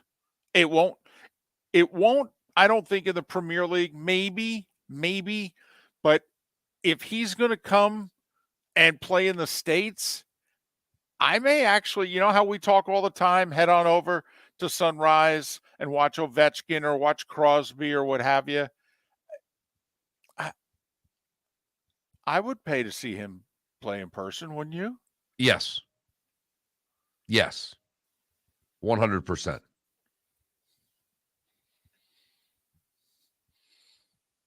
It was, to say the very least, clutch. Whew. And I know everybody's going to freak out. We're not going with Andres Cantor's call because every time we do it, it basically takes us off of every social media app we do the show on. Right. And if you haven't heard it, you should seek it out. He's an Argentinian. It was incredibly emotional. It was a great call of the final of the World Cup, but we don't want to get kicked off every social media platform again today. Right. It's as simple as that.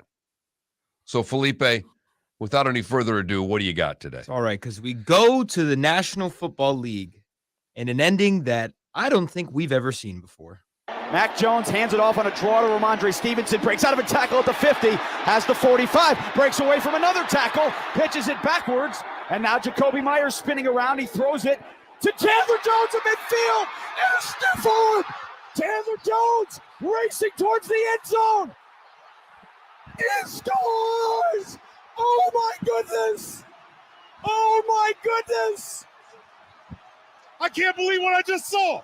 Again! I can't believe what I just saw. This is unbelievable. Wow. On the first night of Hanukkah, it's a miracle in Las Vegas. Jason Horowitz, Lincoln Kennedy, Raiders Radio Network. Voice cracking a bit, but you get the idea. He throws it to Chandler Jones. Wait, he doesn't play for the Patriots. And then he sits Mac Jones on his. I disagree. Mac Jones sat himself. Yeah. Mac Jones had fallen down before Jones had ever run him over. Mac Jones was a cone in that situation. He went into the fetal position when he saw the ball go to him. He did. He did. He should have at least been Jeff Van Gundy, on the ankles of Alonzo Mourning. I mean, forcing, Jones to pitch it to his teammate there. And here, you take it the rest of the way. I got this chihuahua, on my shin and I can't get rid of him. I mean, what was that? That's our Clutch Vodka play of the day. Clutch Vodka, go to clutchspirits.com. Check out the Dolphins watch parties at Seaside. Those will be interesting the next couple of weeks. Might need a Bloody Mary to watch the Dolphins the way things are going right now. Gonna say things are getting tense.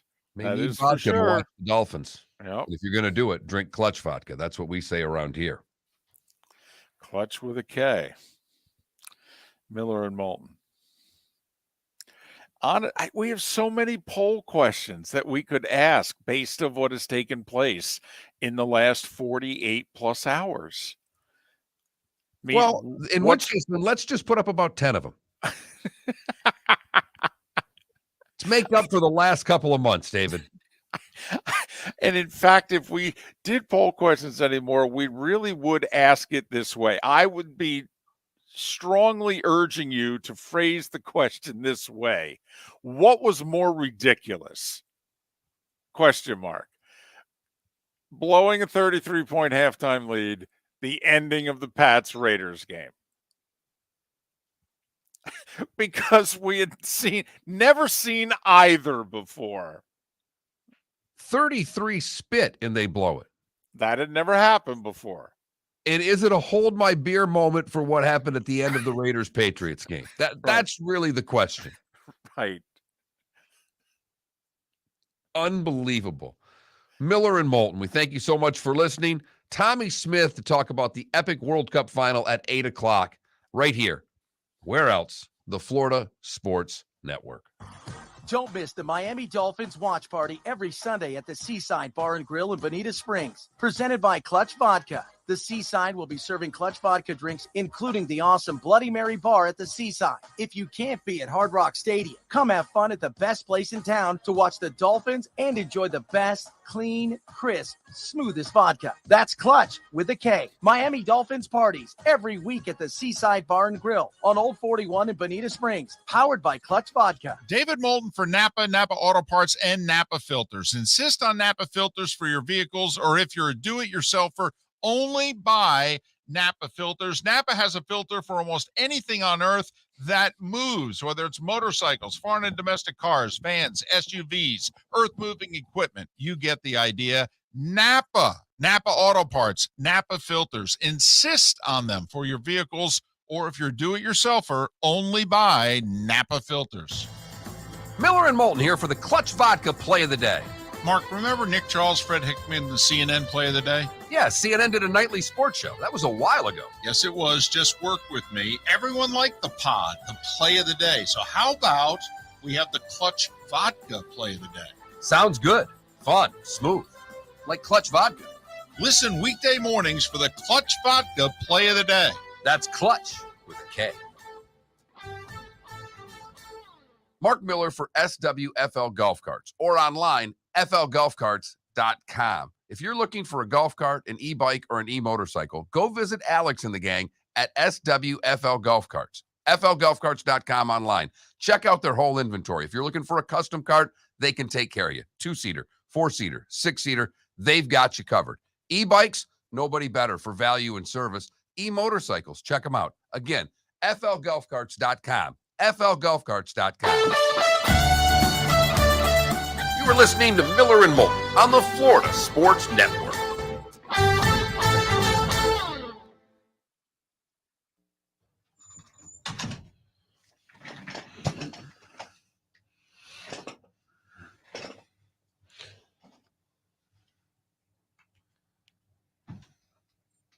I gotta show you this.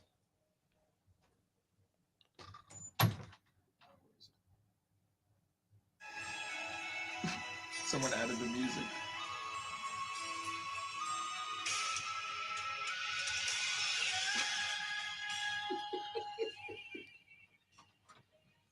It's just this graphic. Something, man. A little holiday in Punta Cana, huh, Guillermo? Good for you.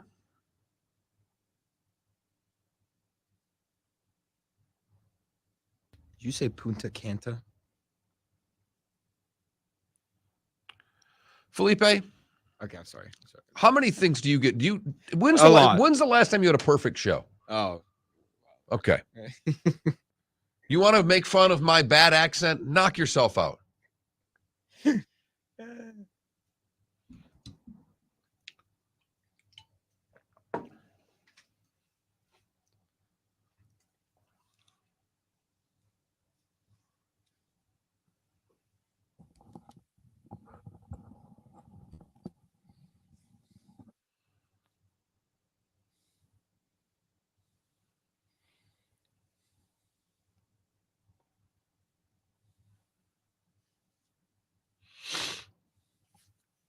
Well, we were once called somewhat successful, Hop, so we're kind of used to it. Right. They have a chance to be somewhat successful. That was in the press release announcing our show. We think they could be somewhat successful.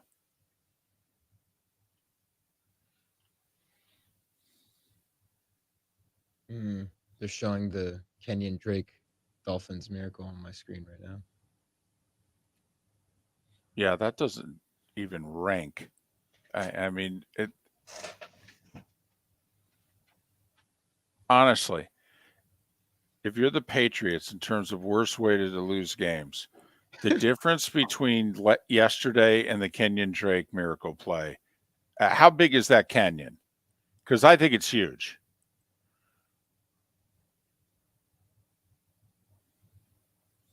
Right, because this one just might have cost them the playoffs. Although that one cost them home field advantage in the playoffs. They had to go to Kansas City and win the AFC title game because of that play. That's true. I mean, at the end, it didn't really matter because they won the Super Bowl. But right, but at the time, it looked key. But also, the difference is they lost. They didn't have the ball. They lost this game having the ball. After an amazing run that put them in field goal position almost, kind of. Well, no, there's 2 seconds on the clock when the play started. So that's why they started throwing it around. Oh, that's right. You're right. The clock expired. But then Bill's having to answer questions about, did you tell them? No. No.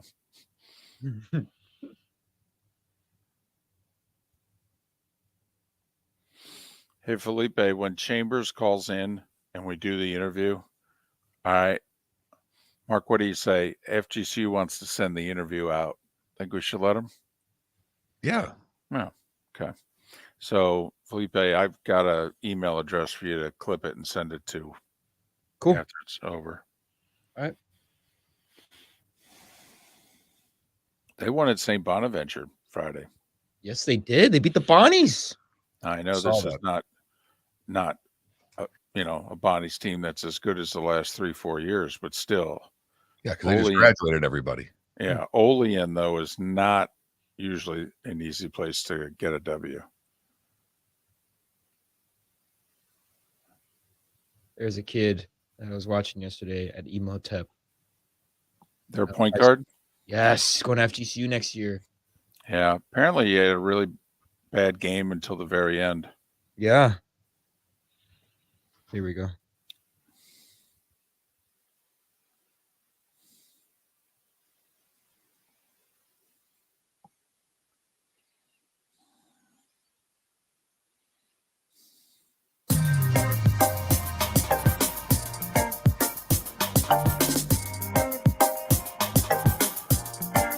Welcome back to Miller and Moulton, only on the Florida Sports Network.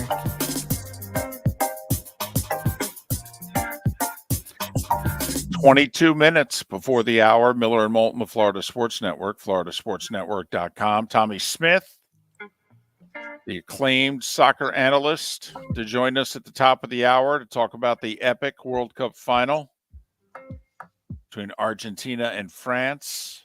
Messi and company getting it done. And to call it dramatic would actually be an understatement. A remarkable NFL weekend, Mark, in that 12 of the 15 games so far decided by one score. I mean, even for this season, which has been record-setting in the number of games that are one-score games going to the fourth and decided by one score. I mean, when 80% of your games in mid-December are one-score games. And, there's been some of these that kind of backed their way into it. These were games. I mean, you had the overtime game with the Cowboys and the Jags. The Lions and Jets go right down to the final kick on that one. The Jets had a chance to tie it. The Chiefs and Texans go to overtime, for crying out loud. 2 weeks in a row, the Texans have played really good football. So I was, me, I'm a geek. When it goes to overtime, I'm thinking to myself, are the Texans going to get a second tie? And when has a team had 2 ties in a season last? And the only team off the top of my head, and I may be remembering this wrong, but Lombardi coached 1 year with the then Redskins. And I thought they went like 7-5-2. It's the only team that I can remember that had 2 ties. And I was thinking that because also Houston got the ball first to start overtime. And I'm like, man, are they going to tie this? And 2 ties. That would, and of course it didn't happen, so it didn't have to worry about it. But Houston very much on the clock right now. They can start making their plans. Yeah, they've already got their guy. Whoever it is, they've pretty much wrapped this sucker up. Yeah. So, and I'm enjoying the fact, 3 of the top 6 picks right now belong to teams who, acquired them via trade. Yes. Those are deals that just did not work out well. It may not be top 6 because New Orleans won yesterday. Philly's pick may have moved down a slot or two to 7 or 8. It moved to 9th. Oh, my goodness. It moved to 9th with that win. Wow. Costly Saints win over the Falcons there for the Eagles. Dropped them from 6 to 9. And I don't know where the Rams rank up with Denver and Arizona. The Lions at worst will have the 5th pick after the Rams lose tonight. They could jump as high as the 3rd, depending on how this whole scheduling quirks work out. And Denver won yesterday, so that made Seattle's week get even worse. But yeah, right now, 3 of the top 9 picks belong to teams that, acquired them via trade. So what are we to make of the Dolphins? They did lose their 3rd in a row, yet they played the best game, clearly, of the 3 against, ironically, the best team of the 3. at least by record. The problem right now, well, there are a lot of problems, but their defense is so banged up, they can't stop anyone. Third straight fourth quarter mark in which they've either had the lead or been within a score with about 10, 12 minutes to go in the game. And the defense in the final 10, 12 minutes of all three games couldn't get it done. Worn out. Not good enough, whatever the case may be. All of the above. I mean, I actually think this could be a D thing here, that the answer is all the above to these questions. I thought McDaniel had it going with the running game and just couldn't let it go. That deep down, he wants to throw the ball. You know, that's where their money is. But you know what was really working? The running game. And I wished when they were up 5 and they got that sack fumble, I thought to myself, if they score a touchdown here, they'll win. If they settle for a field goal or less, they're going to lose. But if they score a touchdown here, they'll win. And they got away from the running game. They settled for a field goal. And then Josh Allen basically was the kid at the playground that just said, I don't know what plays we're running, but give me the damn ball.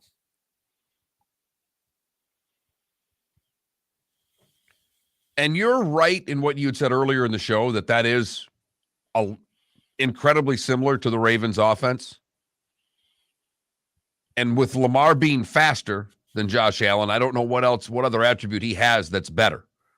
Because Allen's a stronger runner, so he can do anything he wants running the football. He's a better thrower, and he has far more weapons. Right. But the fact of the matter, though, yeah, and granted, the threat of Diggs and Knox and others, that you can't put as many in the box theoretically, but when they got down 8 with 12 minutes to go in the game, they basically ran a wing T on the last 2 drives to move the ball down the field and win. I mean, he made very few throws.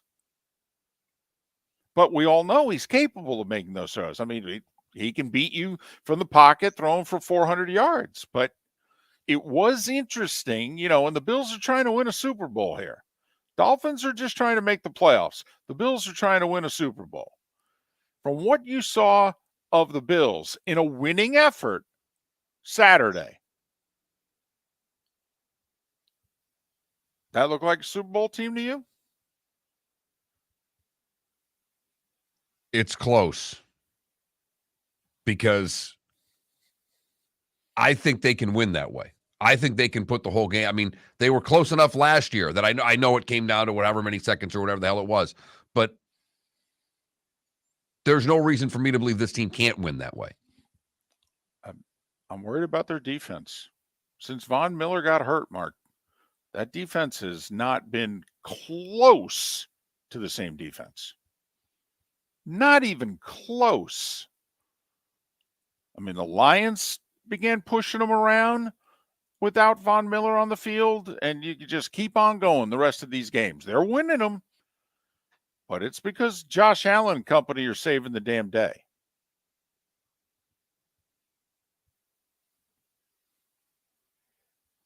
But back to the Dolphins. It's funny. Dolphins have lost 3 in a row, and I'm not hearing – it's as if they accomplished a moral victory Saturday, and I thought we were past that. I think it's because most Dolphins thought they were going to get their doors blown off. They thought the spread was about right, and they thought the Dolphins were going to go in there and lose a game and not be competitive. And they watched their team be incredibly competitive, have a really good shot at winning it. And did we answer any questions on Tua Saturday? Well, it wasn't very good. It was average. Right. You know, I will say this. When it started snowing, it was below average.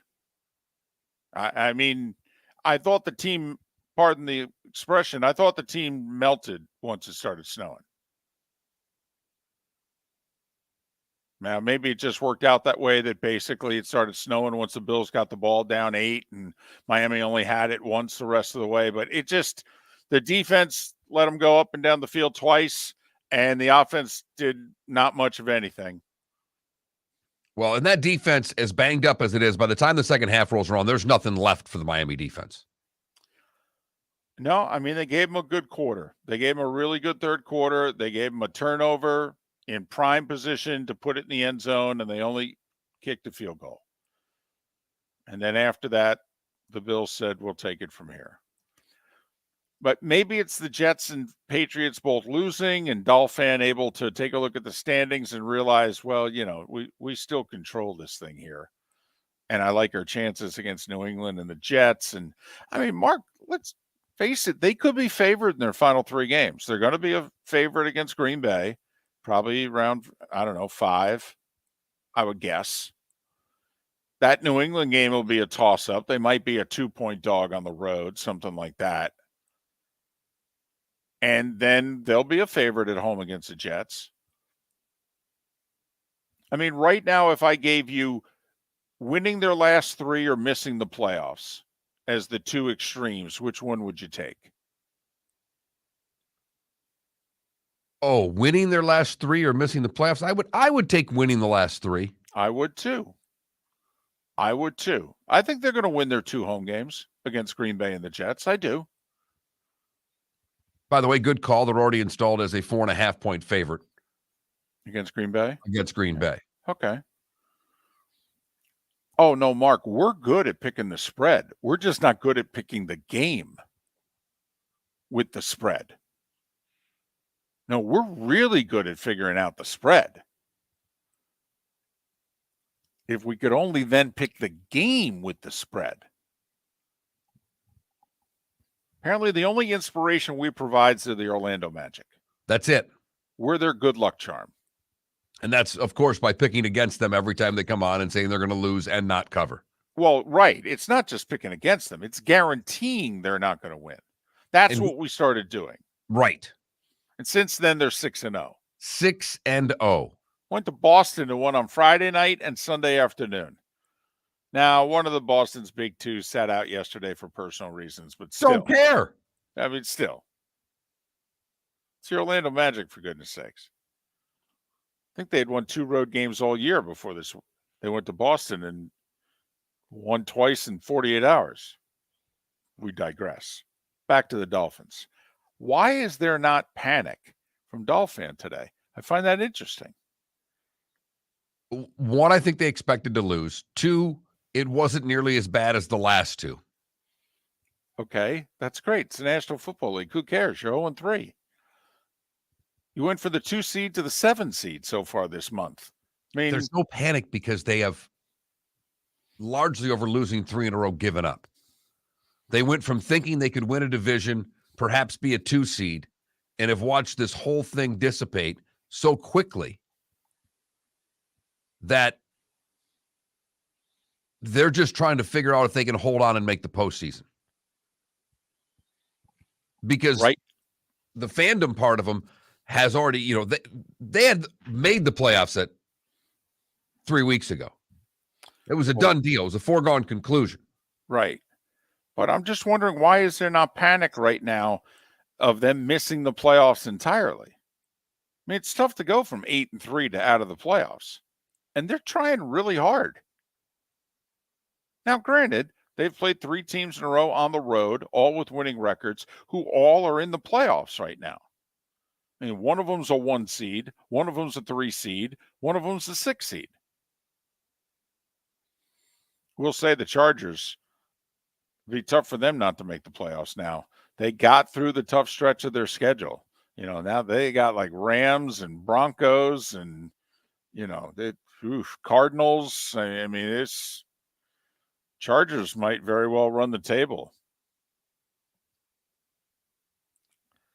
That pass he threw to Williams to get him into field goal range yesterday. That's a pass. That you want to know why Dolphin fan isn't panicking right now? They're looking at that pass going, oh my goodness, did you see that ball he threw to Williams? Yeah. And he had struggled. That defense, he had struggled.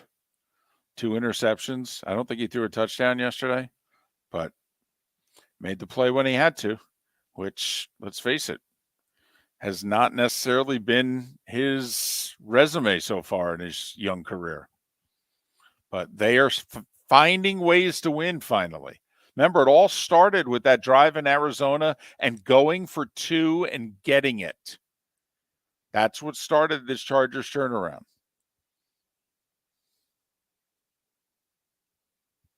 And if they don't get the 2-point conversion, it's probably all over. The coach is getting fired. Sean Payton's coming in, and half the roster is gone. And now they may enter the playoffs with like a 5-game winning streak. and no one's going to want to play them. They're getting healthier. Think about that first-round game right now. It's Chargers at Bengals. Oh, there's no star power there. Dolphins right now as the 7 seed would open up at Arrowhead. That's a long playoff run, right? Revenge game. Tyreek can go back to Kansas City. That's right. Don't think for a minute. So I will say, if you're the Dolphins, you're like, could you just give us like sunny and 35? We'll take our chances. Can we just get sunny and 35?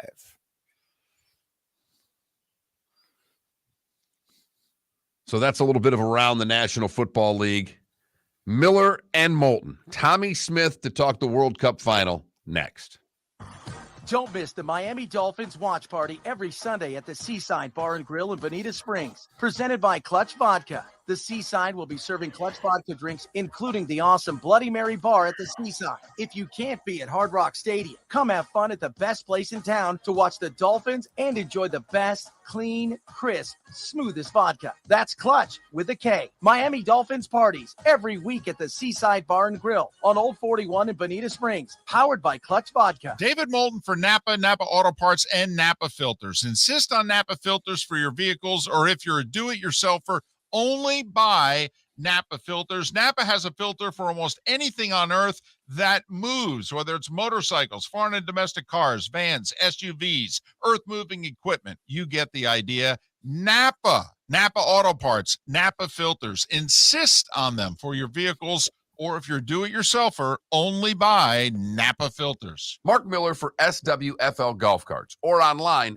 flgolfcarts.com. If you're looking for a golf cart, an e-bike, or an e-motorcycle, go visit Alex and the gang at SWFL Golf Carts. flgolfcarts.com online. Check out their whole inventory. If you're looking for a custom cart, they can take care of you. 2-seater, 4-seater, 6-seater, they've got you covered. E-bikes, nobody better for value and service. E-motorcycles, check them out. Again, flgolfcarts.com. flgolfcarts.com. Miller and Moulton here for the Clutch Vodka Play of the Day. Mark, remember Nick Charles, Fred Hickman, the CNN Play of the Day? Yeah, CNN did a nightly sports show. That was a while ago. Yes, it was. Just work with me. Everyone liked the pod, the Play of the Day. So how about we have the Clutch Vodka Play of the Day? Sounds good. Fun. Smooth. Like Clutch Vodka. Listen weekday mornings for the Clutch Vodka Play of the Day. That's Clutch with a K. Ladies and gentlemen, once again. Yeah. Hi. Excuse me. Hey, the line starts back here. And if your party's not here, you're going to have to go around again. If you had the opportunity to avoid all this, wouldn't you? Salt Live is the official transportation provider of the Miller and Moulton Morning Show, making your trip to and from the airport seamless and stress-free. Salt Live is supported with the help of local partners like the Bayfront Inn. Gather your family and friends and enjoy a leisurely day on the water with a pontoon or deck boat. If you prefer to explore the waterways without a motor, the Bayfront has canoes, standboards, and kayaks. At the end of your journey, enjoy lunch or dinner at the Bamboo Tropical Bar and Grill. The Bayfront Inn, something for everyone on 5th Avenue in downtown Naples. BayfrontInNaples.com. When you need a ride, book with Salt Live Transportation, 308-8686, or book on saltlivetransportation.com. You were listening to Miller and Moulton on the Florida Sports Network.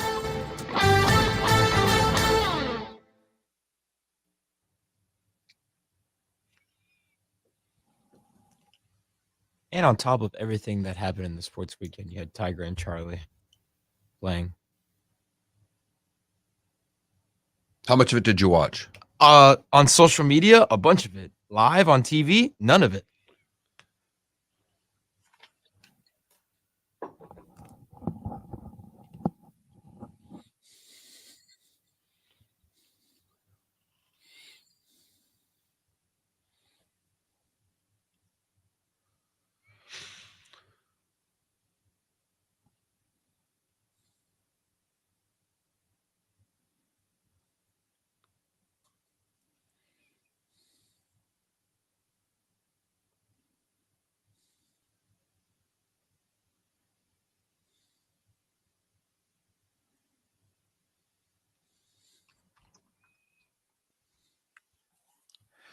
Well, but KW also, there's only like 4 of the games of the quote unquote New Year's Day games that are being played on Monday the 2nd.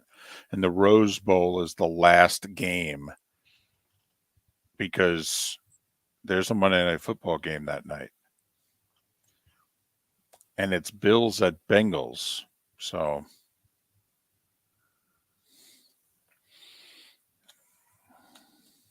Oh my goodness. The Bears' first touchdown yesterday was ridiculous. Ooh, so was that dunk by Jaden Ivey.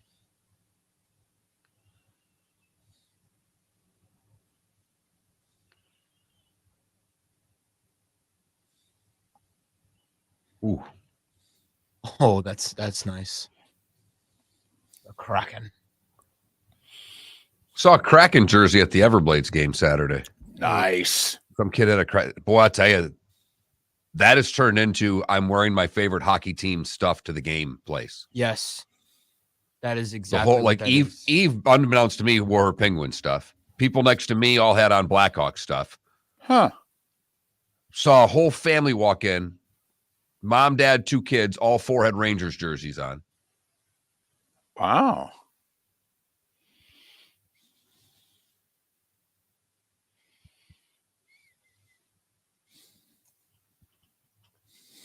Calling Tommy now.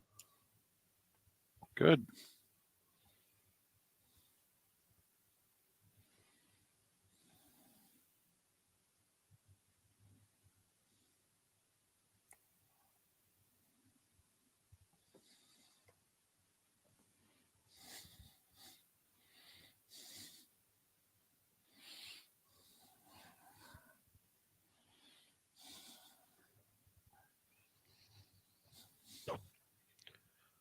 Wonder if it's colder in here than it is outside right now. I'm sorry. I'm sorry. 8 o'clock, it just kicks. That's right. It does. I have to remember that next week when I'm there. I'm there for 2 shows next week. All right, I went straight to voicemail twice, but I'm going to leave a voice note.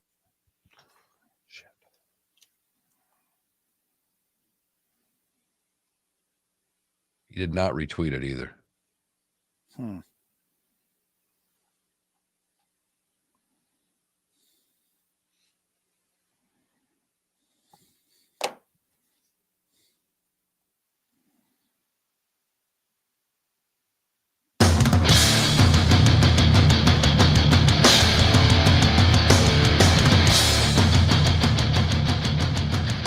You are listening to Miller and Moulton, exclusively on the Florida Sports Network. And now here's Mark Miller and David Moulton.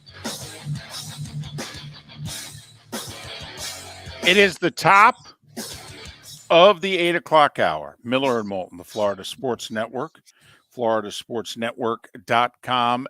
An amazing, remarkable, spectacular, historic sports weekend. And that's just from football and football. Hoping to catch up with Tommy Smith of SiriusXM's soccer channel coming up here momentarily.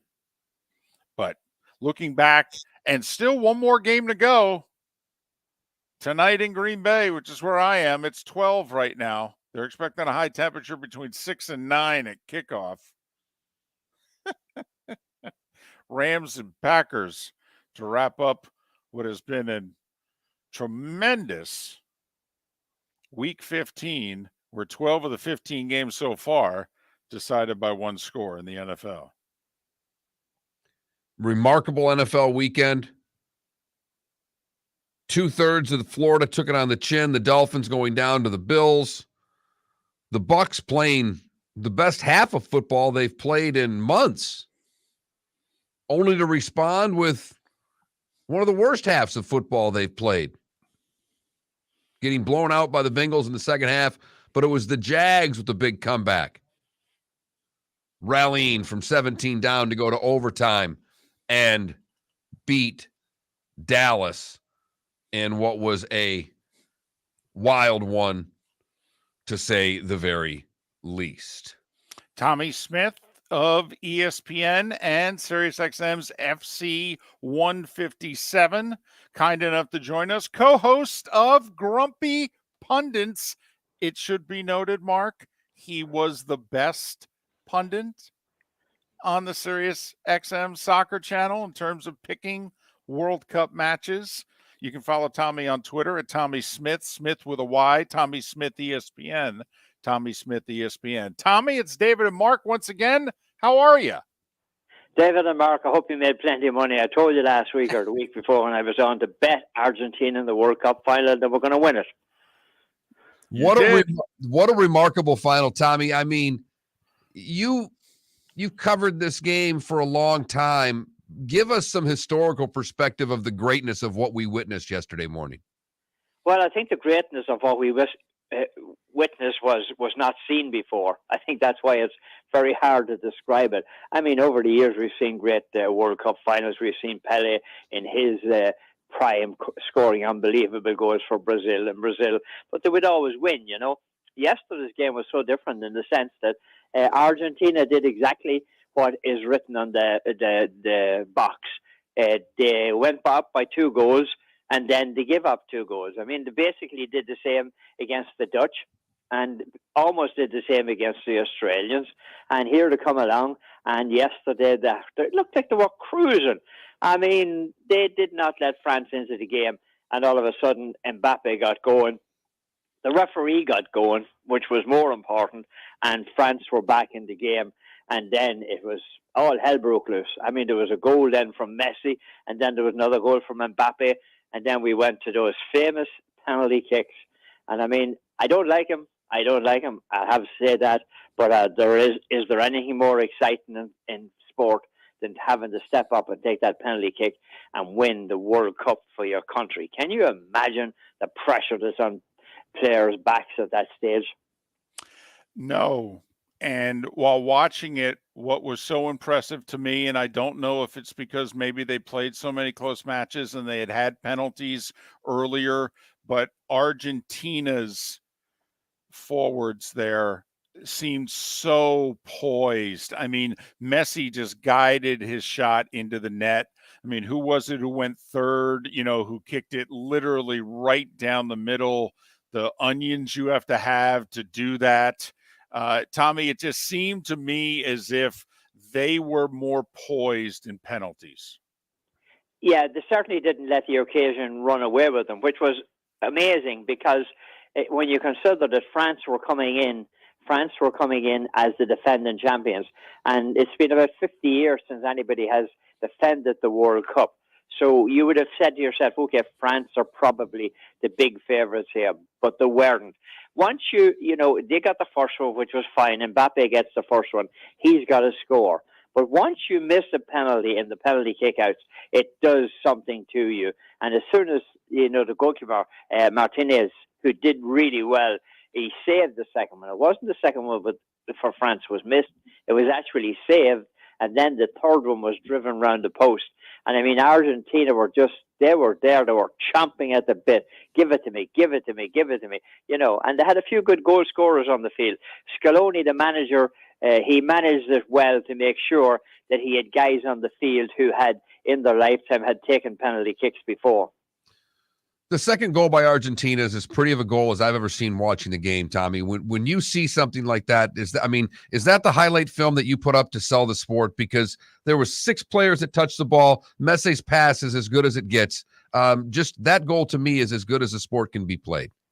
Yeah, I mean, that was as good a goal. That would be, for the whole competition, that was the team goal. I mean, you have great taste when it comes to goals.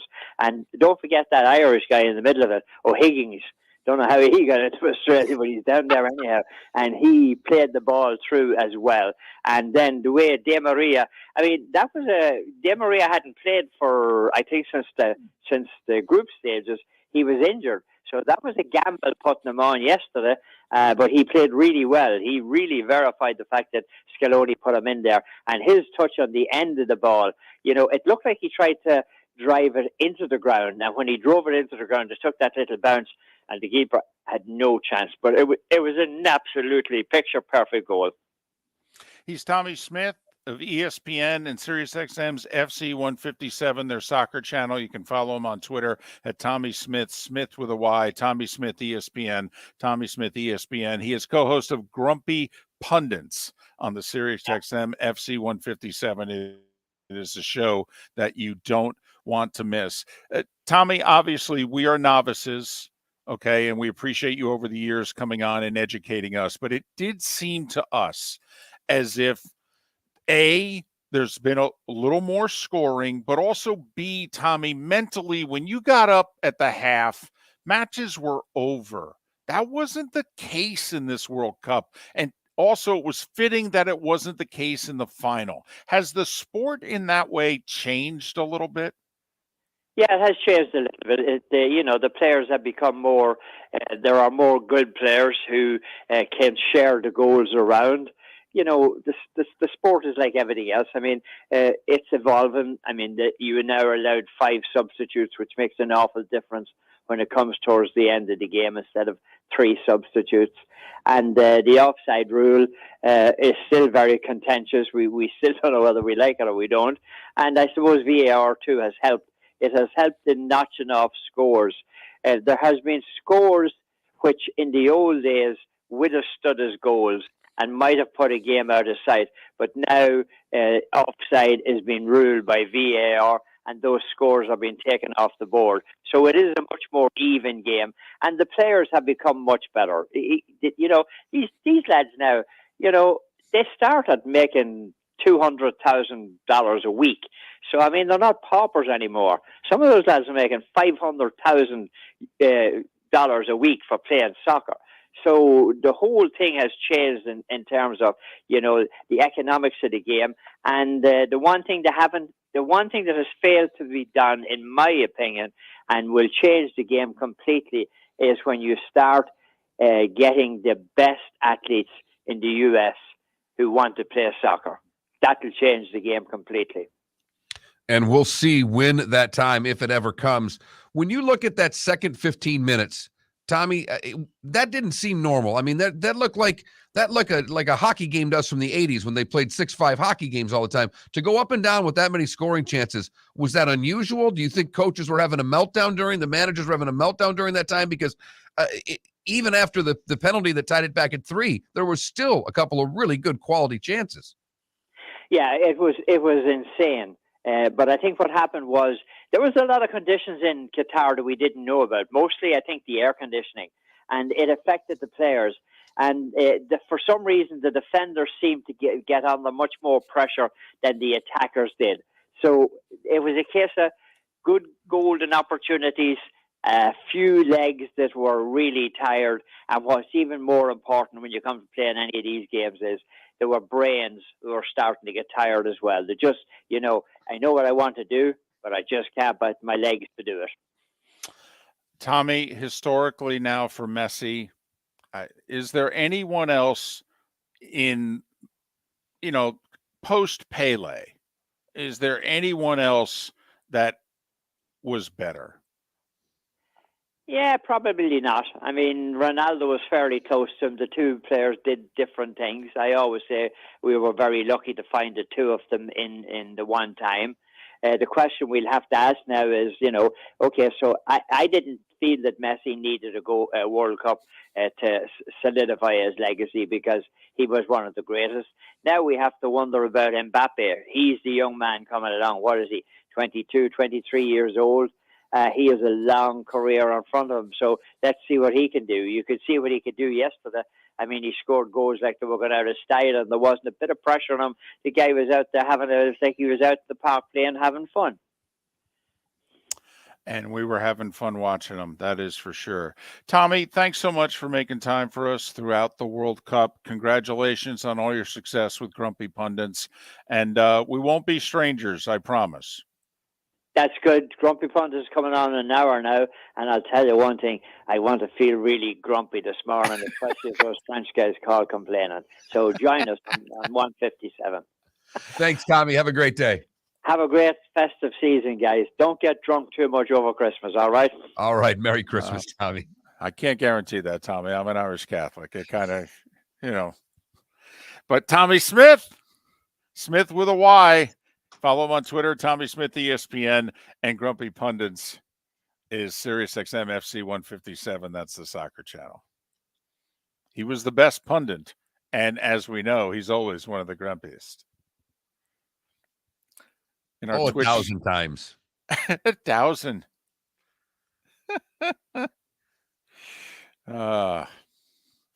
Wrapping up what was an epic World Cup. Even though everybody hated where it was, the soccer was pretty damn good. It was, and you had Morocco, first African nation, getting to the Final Four. I mean, there were a lot of great things, and the two best players in the world facing off in the final game and both delivering. How many times do you see that? In all sports? Right. Hardly ever. Hardly ever. Miller and Moulton, thanking you so much for listening right here on the Florida Sports Network. Don't miss the Miami Dolphins watch party every Sunday at the Seaside Bar and Grill in Bonita Springs. Presented by Clutch Vodka. The Seaside will be serving Clutch Vodka drinks, including the awesome Bloody Mary bar at the Seaside. If you can't be at Hard Rock Stadium, come have fun at the best place in town to watch the Dolphins and enjoy the best, clean, crisp, smoothest vodka. That's Clutch with a K. Miami Dolphins parties every week at the Seaside Bar and Grill on Old 41 in Bonita Springs. Powered by Clutch Vodka. Mark Miller for SWFL Golf Carts or online, flgolfcarts.com. If you're looking for a golf cart, an e-bike, or an e-motorcycle, go visit Alex and the gang at SWFL Golf Carts. flgolfcarts.com online. Check out their whole inventory. If you're looking for a custom cart, they can take care of you. 2-seater, 4-seater, 6-seater, they've got you covered. E-bikes, nobody better for value and service. E-motorcycles, check them out. Again, flgolfcarts.com. flgolfcarts.com. Ladies and gentlemen, once again. Hi. Excuse me. Hey, the line starts back here. Ma'am, if your party's not here, you're going to have to go around and get it. If you had the opportunity to avoid all this, wouldn't you? Salt Live is the official transportation provider of the Miller and Moulton Morning Show, making your trip to and from the airport seamless and stress-free. Salt Live is supported with the help of local partners like the Bayfront Inn. Gather your family and friends and enjoy a leisurely day on the water with a pontoon or deck boat. If you prefer to explore the waterways without a motor, the Bayfront has canoes, standboards, and kayaks. At the end of your journey, enjoy lunch or dinner at the Bamboo Tropical Bar and Grill. The Bayfront Inn, something for everyone on 5th Avenue in downtown Naples. BayfrontInNaples.com. When you need a ride, book with Salt Live Transportation, 308-8686, or book on saltlivetransportation.com.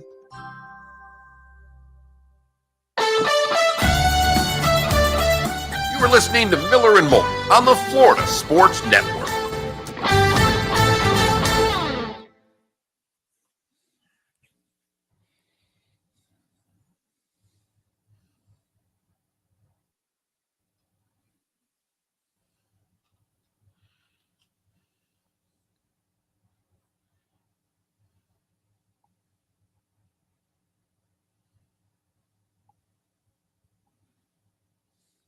How about Apple backing out of the Sunday Ticket? Yeah.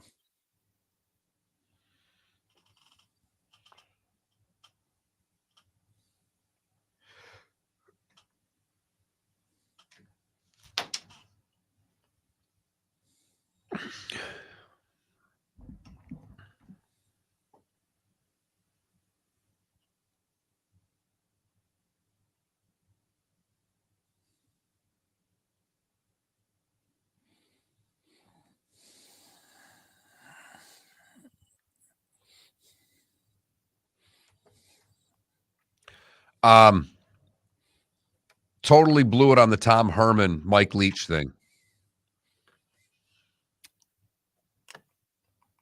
Oh, well. My fault. Should have done it. It's all right. I'm watching the little video short of the Leach fake plays, the Oklahoma, Texas, when Leach is an assistant. Right. You know who's a grad assistant at Texas? Tom Herman. He was in the story I'm watching. I'm like, son of a...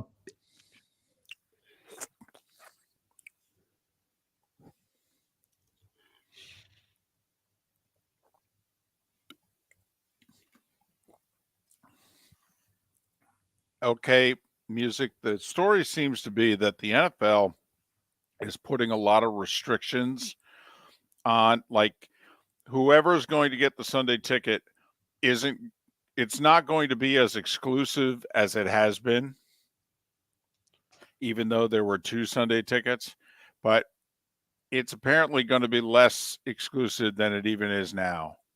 And Apple basically, and also the NFL wanted it on a certain, like, Apple tier for a certain amount of money, and Apple was like, no. And so Apple basically, they had a stare down, and Apple said, you know what, we don't need this, and they walked away. And not many people walk away from the NFL. So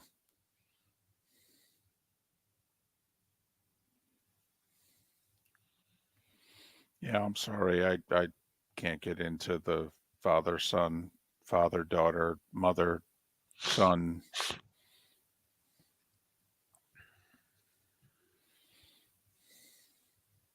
I wouldn't have known what channel it was on to find it, David. And I would guess the Golf Channel, but maybe NBC. And NBC. NBC put it on.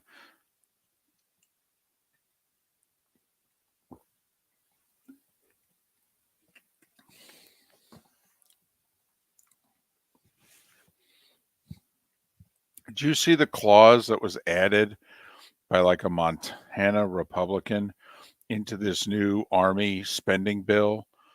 Like, Army's got a first-round draft pick prospect. It's going to be the first-round pick from Army in forever. And apparently now, remember Trump, when he was president, put in the clause that basically they can go play? Right. Well, this first-round draft pick now is not going to be allowed to play because of this Army spending bill, because of a measure that one congressman put in it. And he's a former service member, and he basically said, no, I'm sorry, you got to serve. And this guy's like, I am going to serve. I just want to play and then serve.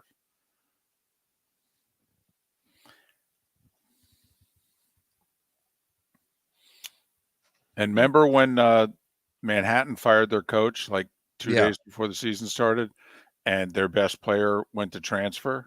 The NCAA won't let them play. 30 seconds. At all this year. Won't let them play. Well, student athletes and all, David. Well, they gave him an extra year of eligibility, but you can't play this year. 15 seconds. Just kidding. It's more like 5 seconds now.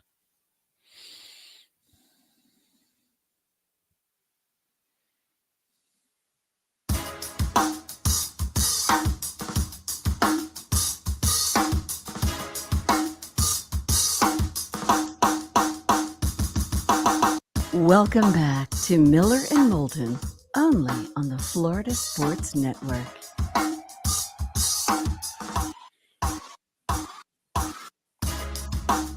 "21 minutes past the hour. Miller and Moulton, the Florida Sports Network, floridasportsnetwork.com. Just got done wrapping up the World Cup with Tommy Smith of ESPN, co-host of Grumpy Pundits on the SiriusXM soccer channel. That's 157 for those of you that don't know. Talking a lot of NFL, as you would expect. Tremendous Week 15. 12 of the 15 games decided by one score. Monday Night Football tonight. It's where I am in Green Bay. Currently 12. Going to get colder. Single digits at kickoff. Rams and Packers. Meanwhile, Mark dressed as if he's going to the game at Lambeau because he's in the Southwest Florida studios in which you can damn near see his breath. It is a bit chilly down here this morning. I mean, it's low 50s for crying out loud. We're not built for that. No, but I'm just talking about in studio. No, I'm never mind the fact that from, I-10 south to I-4, I-75, it's anywhere from 39 to 50 degrees. No. This is winter. There's no doubt about it. This is winter week in Florida. But in the studio, I think your nose is getting red. You're so cold. Oof, I feel like Rudolph in here. There is no doubt. If I were to, and I know you hate NFL power polls, but I'm just going to make you do it for 3 teams. Rank the Florida NFL teams right now.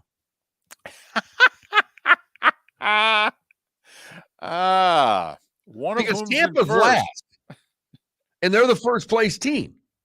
All right, the Dolphins would be favored against both the Jags and the Bucks.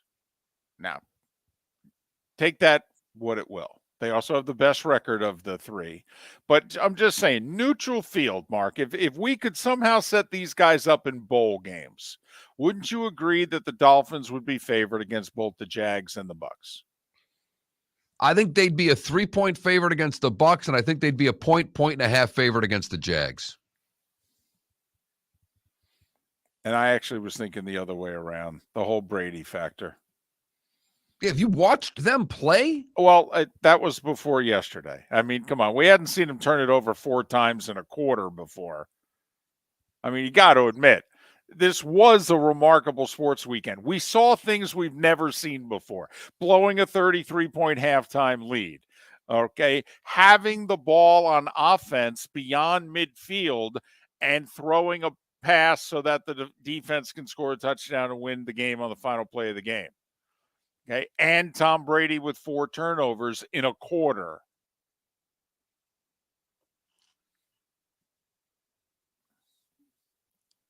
But the Bucks, besides Brady doing that, and they looked incredible for 2 quarters. It's the first 2 good quarters they've played since when? Since Seattle in Germany. In Germany, right. Mark, the Colts look pretty good for 2 quarters too.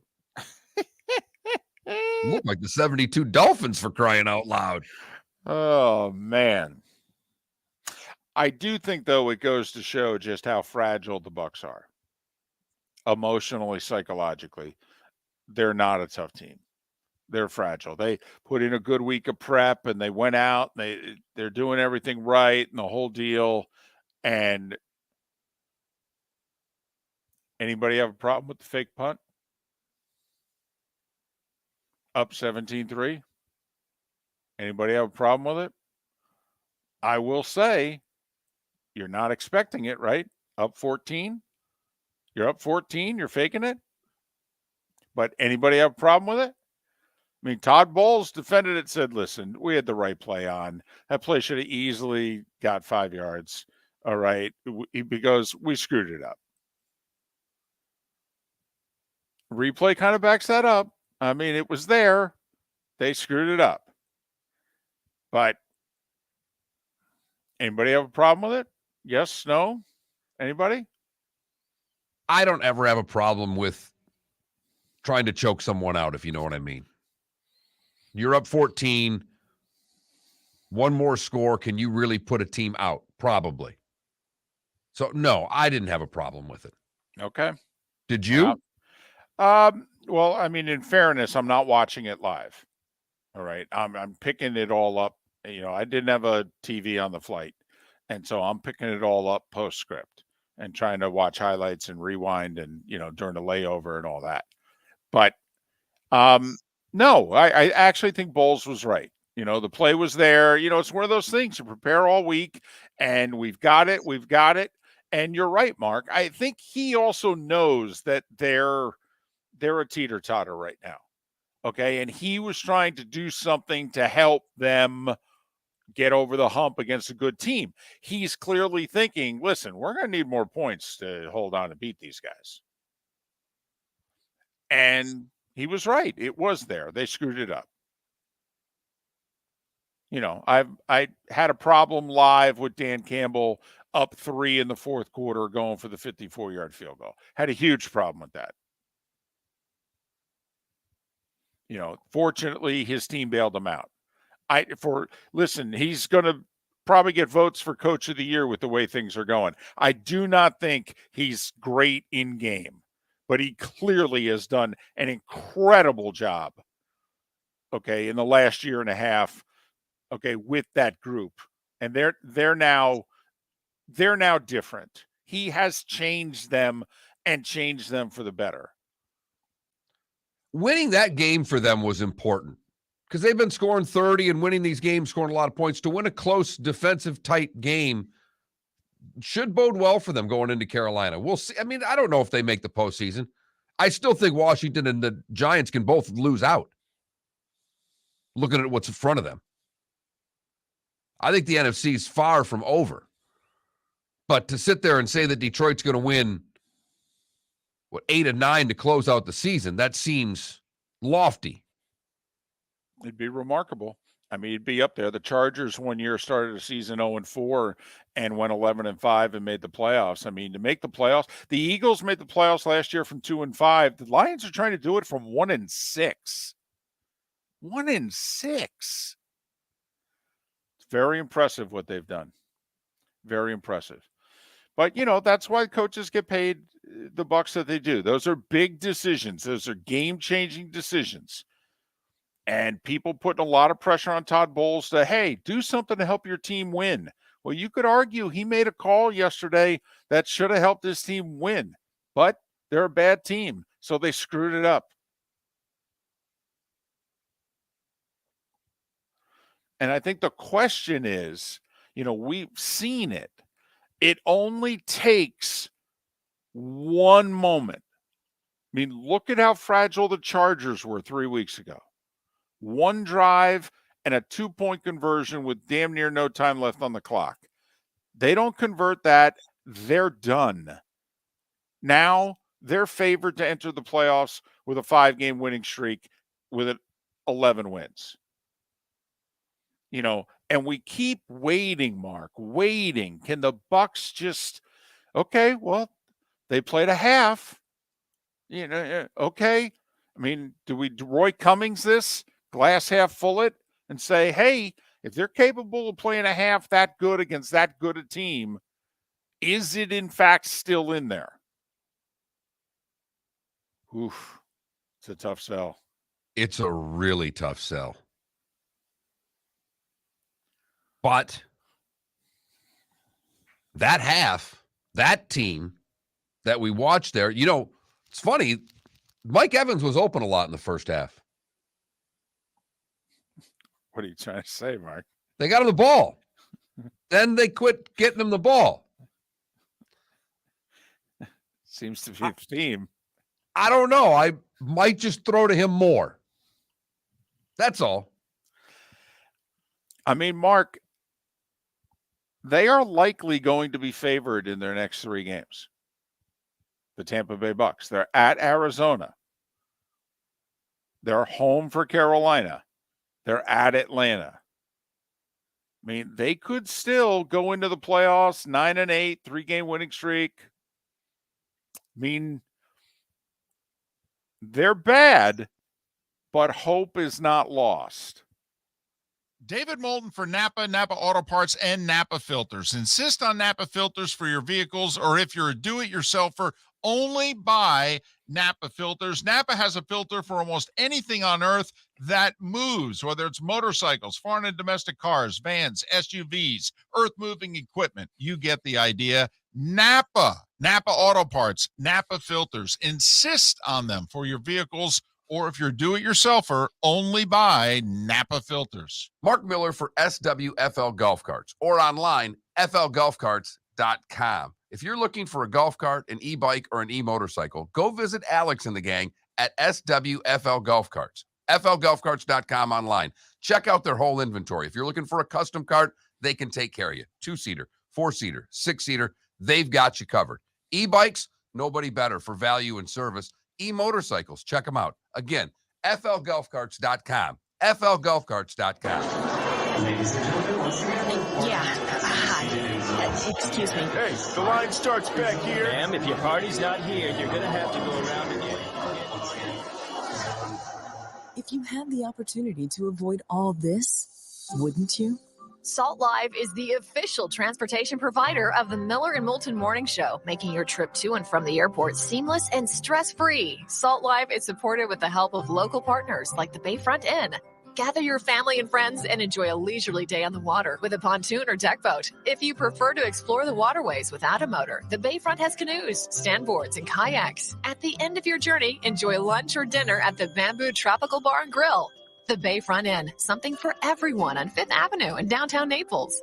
BayfrontInNaples.com. When you need a ride, book with Salt Live Transportation, 308-8686, or book on saltlivetransportation.com.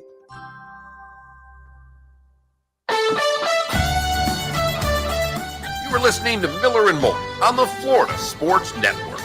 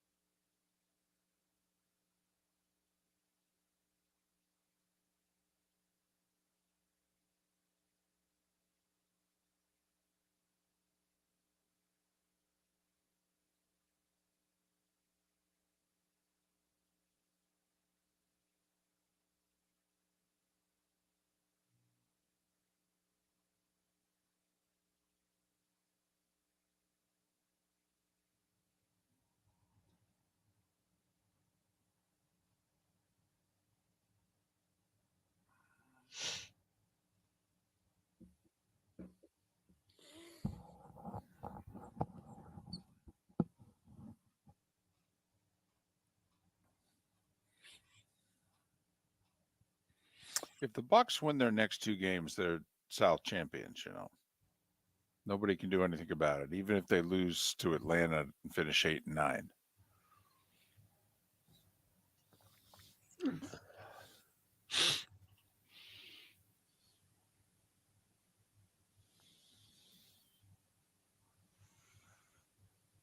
Saints and Falcons can win out. Best they can do is 8-9, and the Bucks would have a superior division record to both.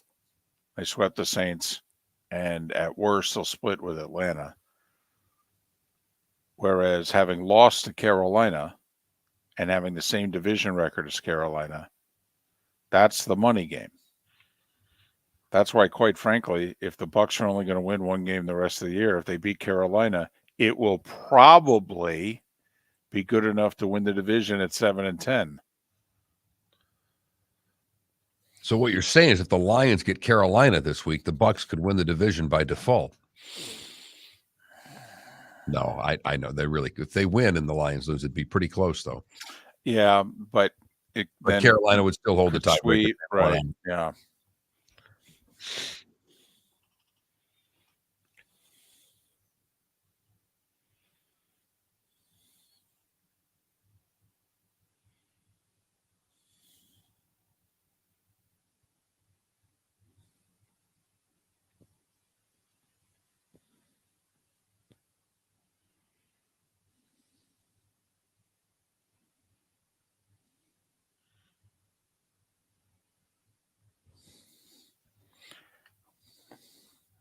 I will say we got to do something about the officiating. Like, listen, I'm happy my team won. That's pass interference. Come on, you got to call that. I will say that whole game, they let them. That was awful at the end, but that whole game, they decided they weren't calling pass interference really in that game. But that last one. No, I know. Whew. Also, Terry asked the ref if he was good in legal position, and then he said he was good, and then as soon as the ball was snapped, he threw the flag on him. Was it where he was lined up, or was he not set? It's where he was lined up.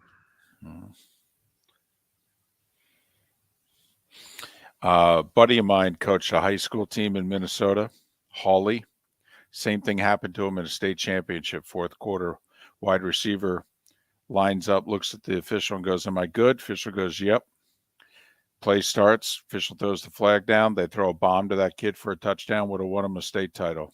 Illegal formation. What the hell? Yep. A state championship. That was at the Metrodome too. So the ref could just lie like that? First off, it's not the official's job to tell players where they should line up. Okay. Exactly. It's kind of an He could have just unwritten said, thing. Are you good? Yeah, you're not offside. I don't know what question are you asking? I guess. That's just Yeah, it's BS on the official's part, but technically the burden's on the player. But it's an understood thing. By the way, the one I was trying to show you, David, as your birthday match is Mean Gene Okerlund, born today in 19. I saw that. I have to admit, my personal favorite might be Alyssa Milano, but that's okay. It's mine too. 10 seconds. It's a hot 50-year-old woman right there. Here we go. Ooh.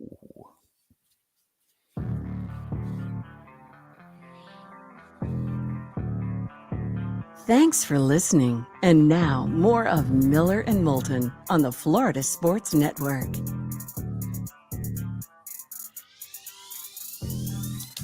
"22 minutes before the hour.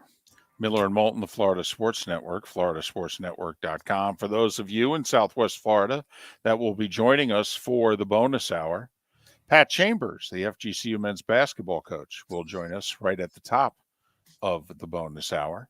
Eagles, and even though they don't go by the moniker Lady Eagles, but the FGCU women also with a terrific win. They won at Kentucky yesterday, and the men won at St. Bonaventure, which is not an easy place to win. They're off to a very good start. We'll talk to their first-year head coach. So the Cowboys, in losing that game and then playing badly against Houston the week before, do you take anything out of that? Is there anything that you're seeing? Because Dallas was one of the hot teams coming in. Mm-hmm. And now losing to the Jags and giving up 40, does that change anything? Well, all the grief is going to Dak. And that's what happens when you're the $40 million quarterback. Here's what concerns me, Mark. Their defense. I mean, Houston, not a good offensive team. Houston moved the ball up and down the field, scored a bunch of points on them, was in a position. I mean, yes, they made a stand at the very end, but defensively, come on. Houston was having trouble scoring 14 points a game, and all of a sudden they're scoring nearly 30 against you, and then you have a 17-point second half lead, and not only can you not hold it, hell, Jacksonville pretty much did what they wanted for the rest of the day. So that's what's concerning me, Mark, because what did we think 2 weeks ago? This was a really good defensive team who can rush the passer, force turnovers, and because of it, offensively, they can stay within themselves and they can run the ball with Pollard and Elliott, and then that means Dak doesn't have to try to force it, and he can throw off play action, and this is the same ingredients that they had when he was a rookie, and they went 13-3. And in the last 2 weeks, to me, when the defense breaks down, what does it do? Puts pressure on Dak and pipes burst. And they did yesterday. Now, the week before, after he threw the pick, which nearly cost him the game, what did he do? Drove him down the field and won the game. Can't do that when your pick goes to the house in overtime. 1 of 2 on the day for Dak. As Jacksonville makes a big come from behind victory, they now control their own destiny the rest of the way. That's 6-8, baby. That's 6-8. Another great poll question. Worst division, NFC South, AFC South. I know your gut reaction is to say NFC South because everybody's below 500. Well, the Titans are barely 500. Lost 4 in a row. And they host Dallas in a couple of weeks, so there's no telling whether or not, the Jags may not even have to win out.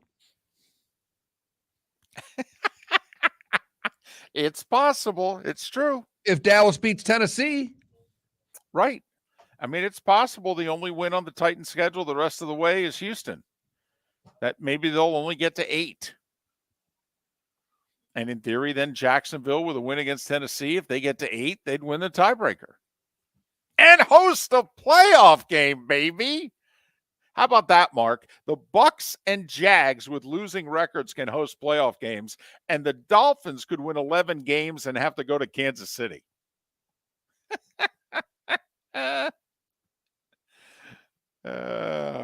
But that would be all three Florida teams Yes. in the postseason that way. And it looks as if right now that you could bet on two. I would still bet on the Dolphins to make the playoffs. Yeah. They're going to beat Green Bay Sunday. That'll get them to 9. And then they probably need one of their last 2.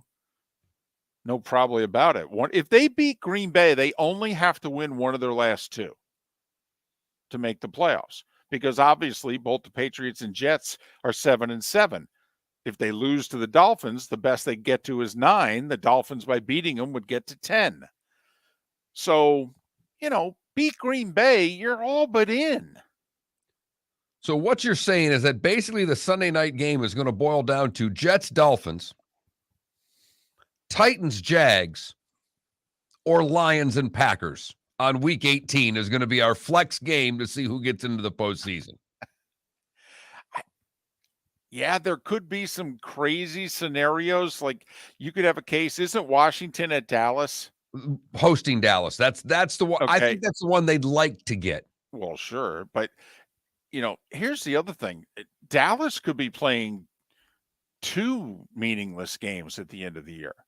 Dallas is all but locked into the 5 seed. I mean, they're 3 behind Philly with 3 to play. They ain't winning the East. Okay, so then they're going to be a wild card. Well, they're a game and a half ahead of the Giants with 3 to play. I mean, and we don't know how many more games the Giants are going to win. And I know they won last night, but come on. But then again, Mark, we don't know if Dallas is going to have anything to play for when they play Washington. And Washington may need to win to get in. Same thing with the Giants the final week of the year at Philly. Philly's going to have nothing to play for that final week of the year. But they may be knowing, oh, man, if we roll over, the Giants are going to get in. We hate the Giants. But is that enough to play your guys and play hard? Not really. No. And a Giants fan's kind of like, hey, hold on a second. 2 years ago, you rolled over so Washington could get in and keep us out. Don't you owe us one? But there are quite a few scenarios like that. It is a great point that last week, while, a team like Detroit, who's got to win all the way out, it still may not be enough because there's going to be laydown games at the end of the season. Well, and all right, just look at the Lions. They're at Green Bay. Well, if Green Bay wins out, that's very meaningful. But Aaron Rodgers has all but said, the minute we're no longer mathematically alive, Jordan Love is going to play.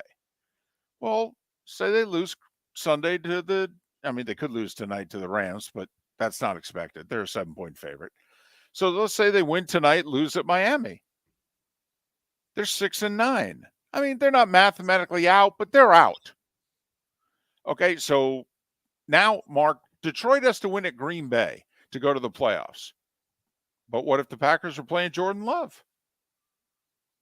And hey, you can't blame the Packers. They got to take care of themselves. He's the future. They got to see him in action. But Detroit could catch a huge break here. They could get the Packers at Lambeau with Jordan Love needing to win to get in.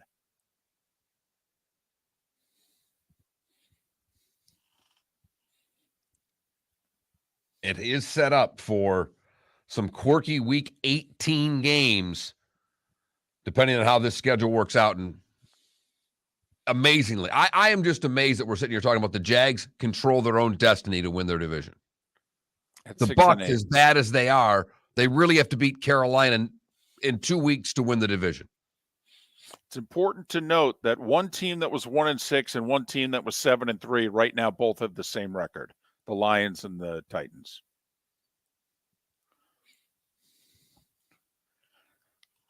It is remarkable what's going on in the NFL.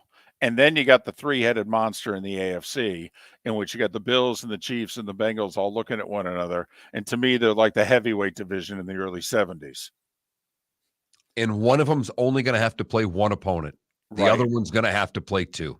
Exactly. The difference between being the 1 versus the 2 and the 3. Mm-hmm.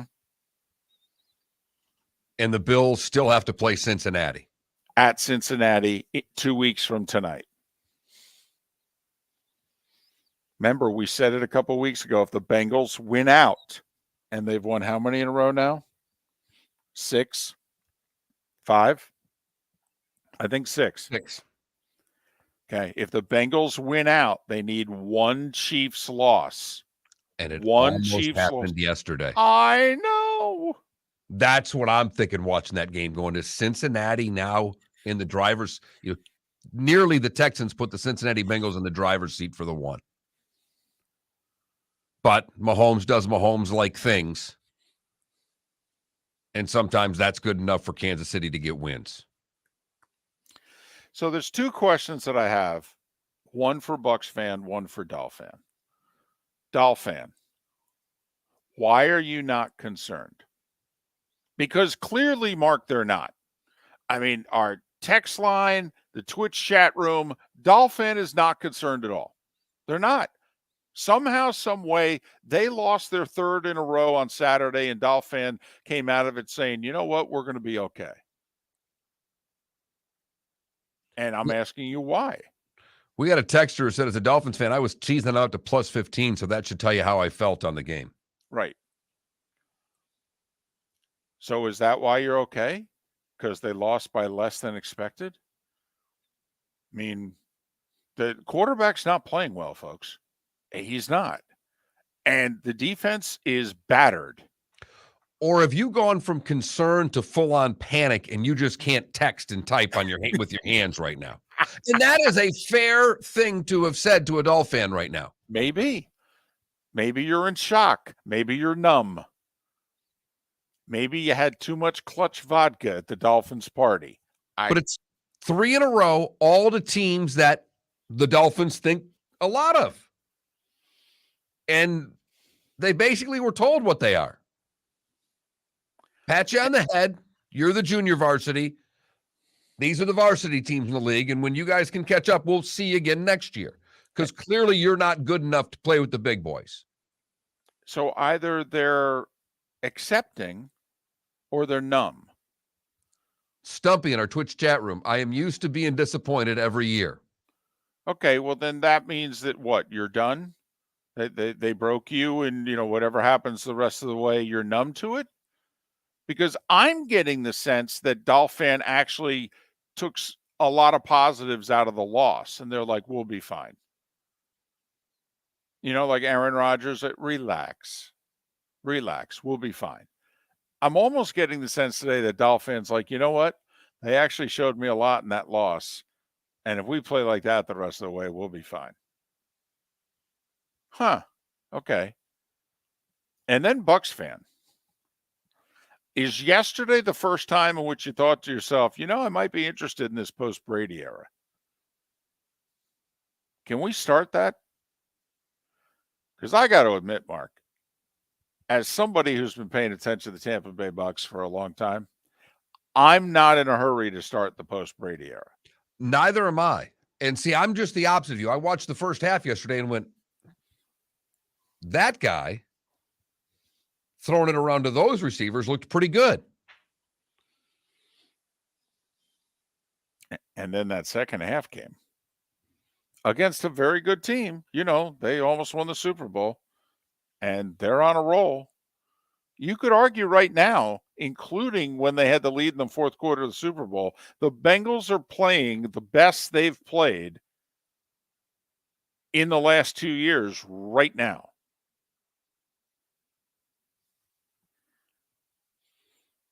And they've still got a tight end coming that's still hurt. I mean, the Bengals have 3 receivers, 1 elite receiver, 2 running backs, 1 pretty damn good. And you know what they have, David? A Joe Burrow. Man, Mark, it's really nice when you can get one of those. They are hard to find.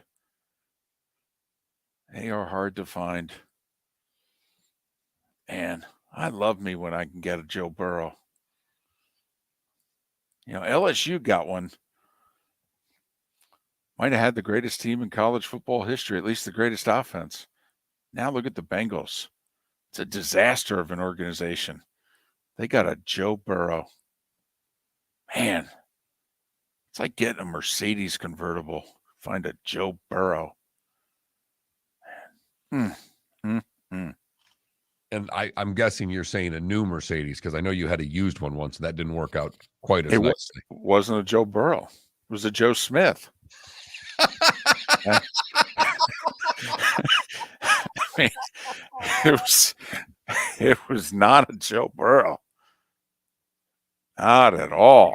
Dadgum good point, David. That is And a dadgum good point right there. I know the difference. When I drive by and I see one now, that's a Joe Burrow right there.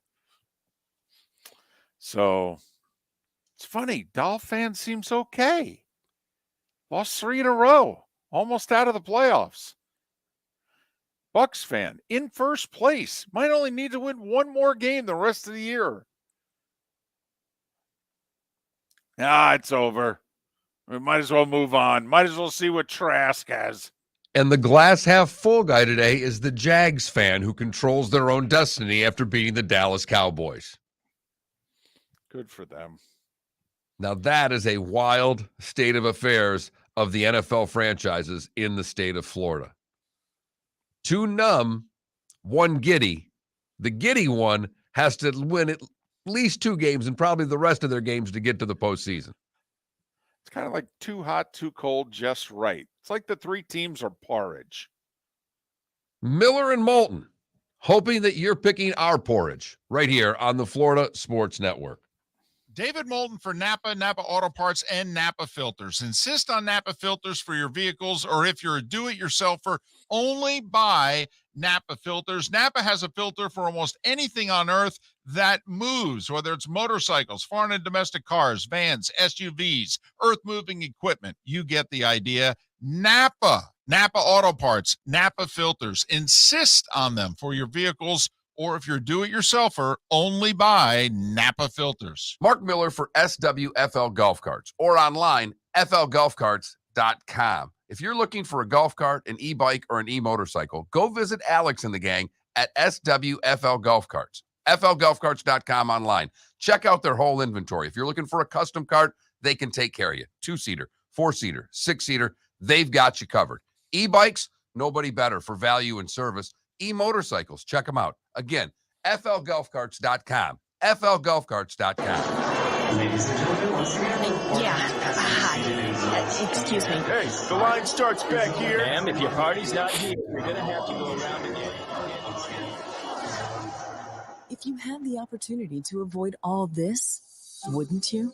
Salt Live is the official transportation provider of the Miller and Moulton Morning Show, making your trip to and from the airport seamless and stress-free. Salt Live is supported with the help of local partners like the Bayfront Inn. Gather your family and friends and enjoy a leisurely day on the water with a pontoon or deck boat. If you prefer to explore the waterways without a motor, the Bayfront has canoes, standboards, and kayaks. At the end of your journey, enjoy lunch or dinner at the Bamboo Tropical Bar and Grill. The Bayfront Inn, something for everyone on 5th Avenue in downtown Naples. BayfrontInNaples.com. When you need a ride, book with Salt Live Transportation, 308-8686, or book on saltlivetransportation.com.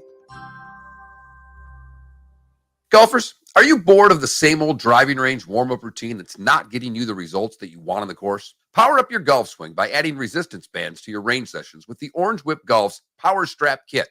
Featuring band attachments to your feet and hips, Power Strap resistance training will boost club head speed, increase power, improve flexibility, all with just a few swings. Buy a Power Strap kit today. Go to orangewhipgolf.com and use code Miller10 to receive an additional 10% off the already great price of $119. Don't miss the Miami Dolphins watch party every Sunday at the Seaside Bar and Grill in Bonita Springs, presented by Clutch Vodka. The Seaside will be serving Clutch Vodka drinks, including the awesome Bloody Mary bar at the Seaside. If you can't be at Hard Rock Stadium, come have fun at the best place in town to watch the Dolphins and enjoy the best, clean, crisp, smoothest vodka. That's Clutch with a K. Miami Dolphins parties every week at the Seaside Bar and Grill on Old 41 in Bonita Springs, powered by Clutch Vodka. You are listening to Miller and Moulton on the Florida Sports Network.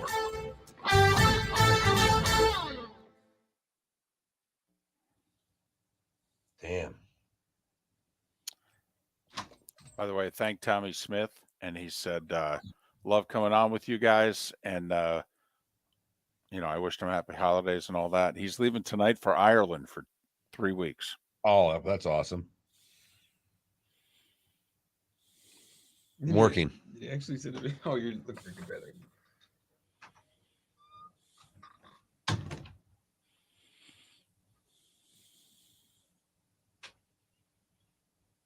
Yeah, Logic Man, I think they were. It's a long season.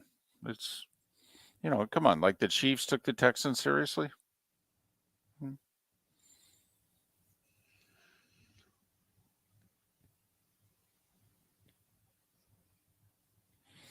Oh, DC, I think the officiating's terrible. And I think that I will say they've had a bunch of people retire and they are working in a bunch of new officials. And I think you're seeing the effect of it. But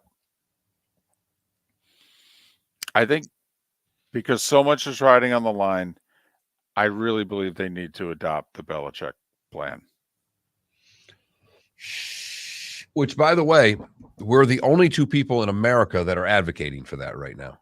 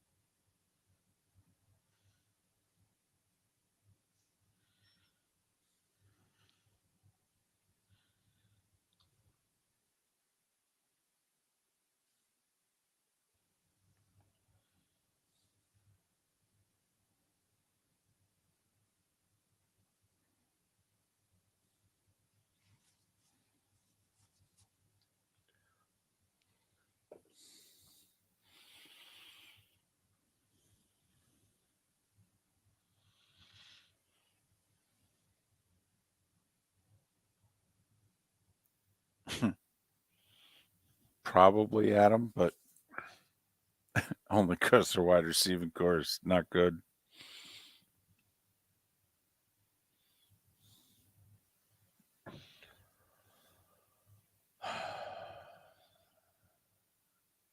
Well, KW, here's the problem. Like when they don't call intentional grounding, like in the Bills-Dolphins game, to me, you got to be allowed to challenge that. That was intentional grounding. It was textbook intentional grounding. So, but okay, if you want to say you can't challenge holding, okay.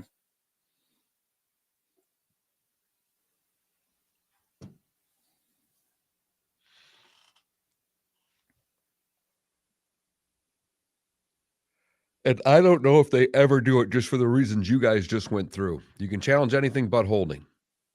Well, there's holding on every play.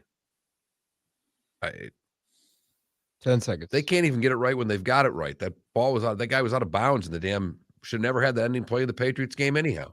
Has Pat called in? No.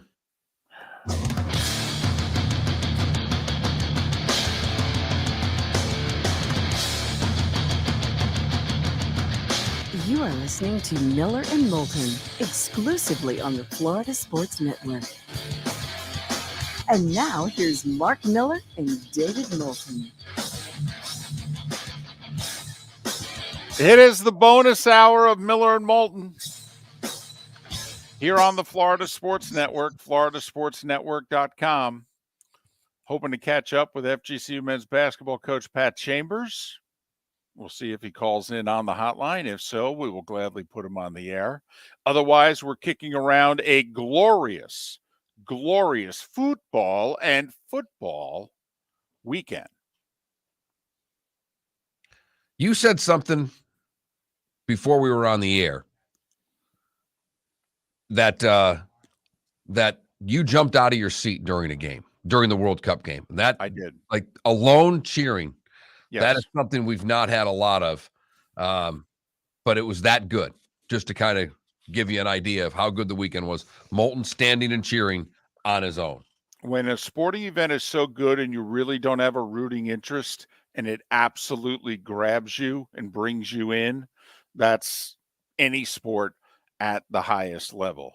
FGCU men's basketball is playing at a very high level right now, and their first-year head coach is kind enough to join us. He's Pat Chambers. Coach, David and Mark, thanks for your time. How are you? Good morning, gentlemen. How you doing? Doing very well. For those that don't know, FGCU off to a 9-3 start. Road wins at USC and Friday night St. Bonaventure. And if you've ever been to Olean, that is not an easy place to win. They also won the Gulf Coast Showcase right around Thanksgiving. Coach, congratulations on your great start. We haven't talked to you since you took over the program. What was, when you looked at the returning talent, and clearly there was a lot of it, they won 22 games last year, but when you took a look at it, okay, what were you thinking? What was it that you wanted to do differently? I think it's the core of what I was trying to do, my staff and I. We were just trying to get them to, first of all, they care about one another. That's the most important thing, the connection in the locker room. And then we had to build trust with them and relationships with them, because they're not going to do what we're asking them to do if they don't believe in what we're doing, and we don't build relationships, we don't build trust. So I thought it was really important. That was like the cement. That was the foundation of everything we were doing since the spring. And I think that's helped us get off to a good start. But besides on the floor, I'm not even talking about on the floor, because, you know, as coaches, we can do certain things to help us maybe eke out a win or win a possession here and there. But for long-term success, to really build something and build a culture, especially during this time of portaling, I thought the care factor, the building relationships really was the main focus on why we're off to a good start. And I'll give Caleb Cato a ton of credit to come back and help us through this journey of new coach, new staff, 6 new players with 7 returners. That's not easy to do. And I would have to think, and I know, you just beat the Bonnies, but beating USC game 1 had to harden that cement a little bit. When you go and play in a tough atmosphere and then beat them, as you're trying to get these guys to trust you and trust one another, getting a win against a team that maybe you expected to, but others didn't, has to help harden that cement early, doesn't it, Coach? I agree with you. It's that belief. We know this guy's coached here before, and he coached at different places. He's had success. But, sometimes, kids can question today, as we know. The internet is powerful, right? And to be able to go to USC and get that first road win out of the gates, I think the belief got strengthened. And you're always like, well, I believe without seeing, right? We all talk about, hey, I believe without seeing, especially during the Christmas season here. And, that obviously validated the mission that we have together. 20 years, been around FGCU basketball in some way, shape, or form. I don't think they've ever played defense at the level that they're playing it against the level of competition that you're playing it now. All right. Is that a calling card for you, or is that just something that this group has just done well early?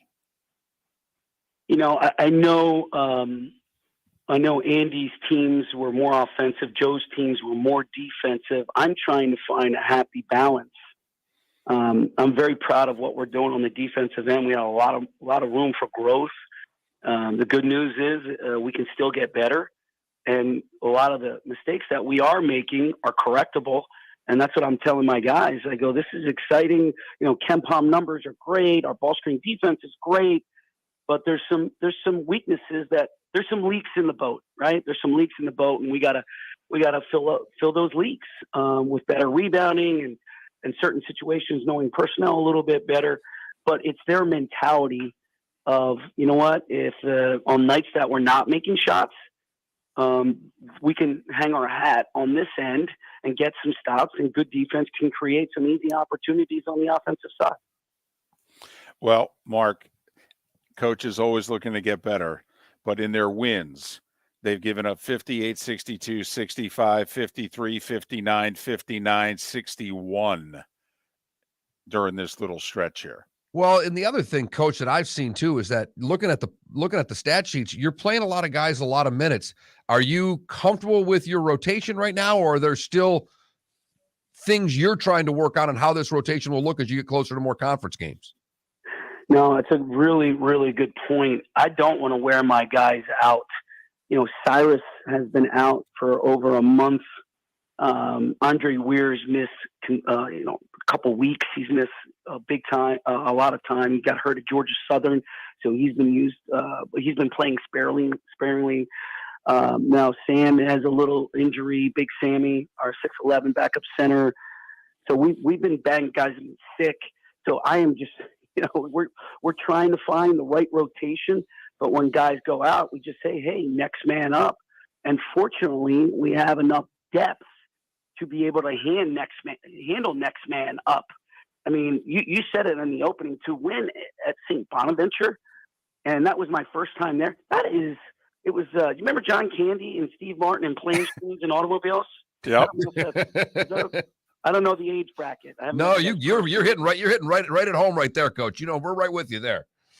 I mean, it took us a full day to get there, and for us to go out and compete the way we did, I couldn't be more proud of these guys. And with Sam being hurt and Cyrus being hurt and Andre Weir still has an ailing ankle and Caleb Cato still has an ailing ankle and Demir Bishop still has a bad left hand, for us to kind of band together like that, that bodes well for the future. But we definitely need our bench to help us going into the new year.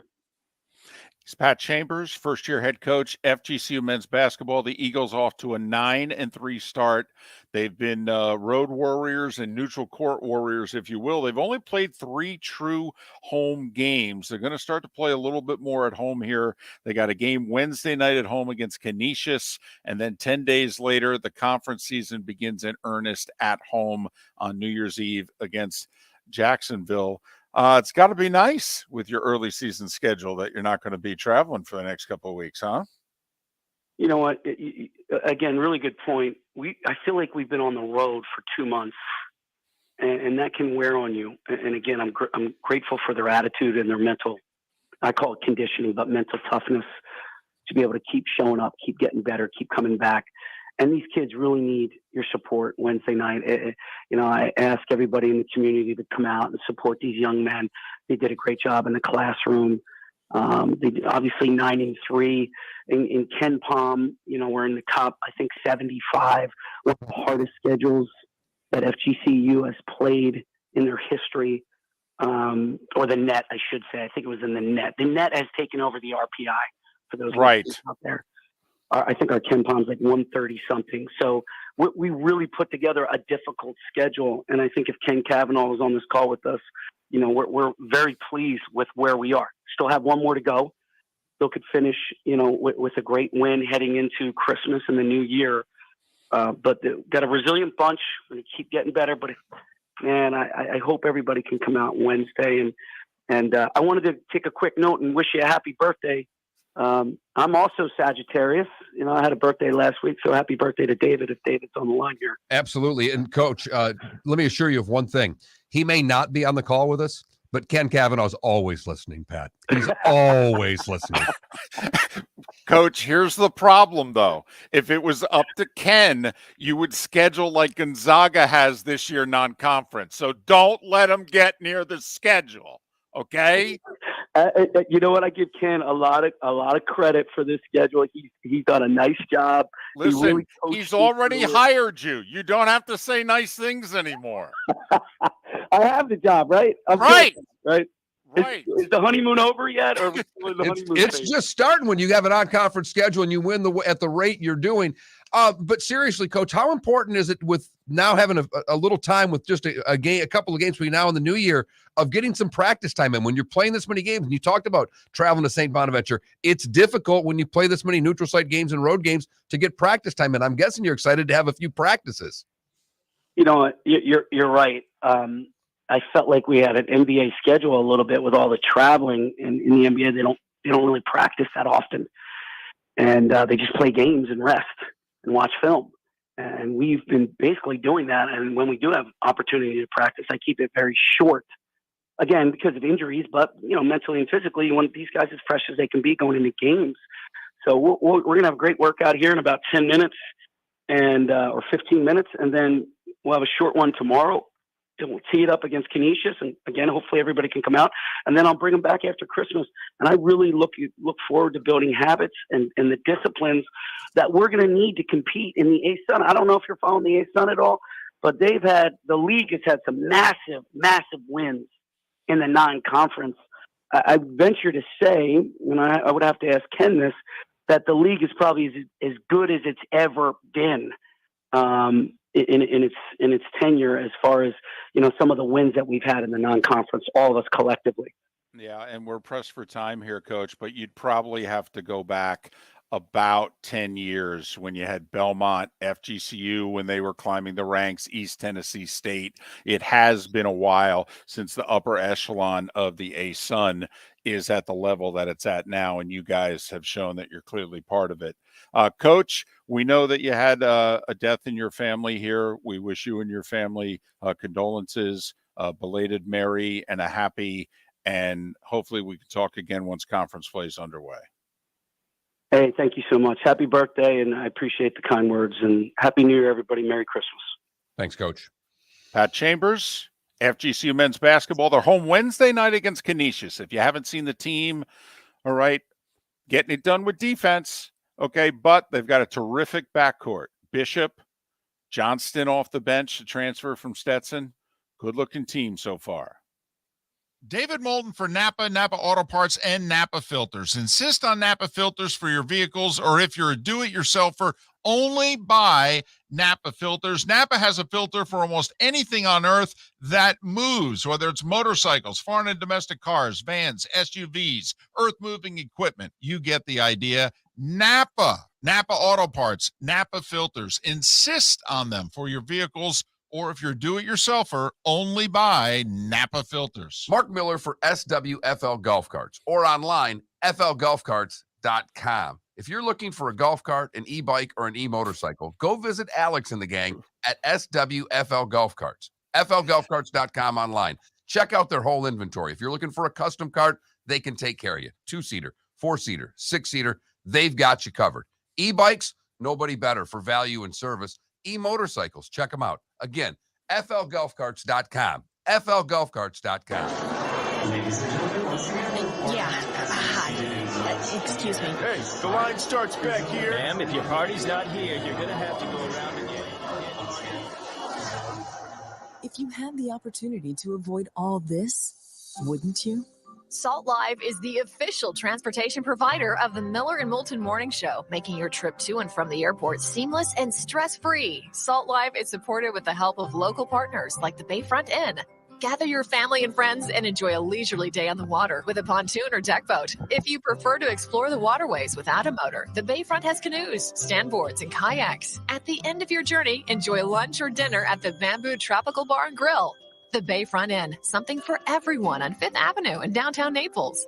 BayfrontInNaples.com. When you need a ride, book with Salt Live Transportation, 308-8686, or book on saltlivetransportation.com.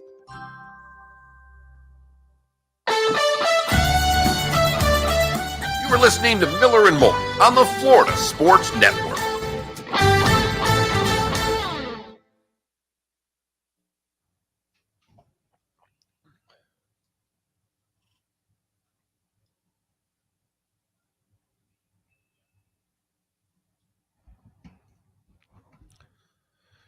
$15 to park at the Everblades these days.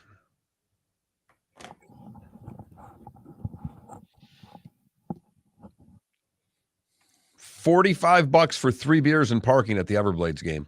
Hell no. Is parking 15? 15, 10 a beer. 10. $9.50 for a domestic draft, $10 for an import draft. I was drinking Labatt. Well, I got to be honest. We've talked about it many times, but if you're going to charge prices like this, and if in fact people will support it, shit, then you might as well do the AHL thing. Yeah, I don't think the AHL would take him.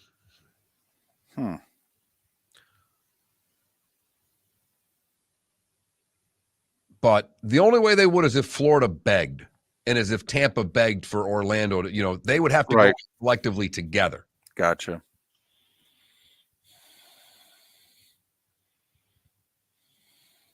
But I don't think the hockey's very good. I think losing the little guy to the bigger leagues, yes, travel, cost, period. The arena's not big enough, all of those things.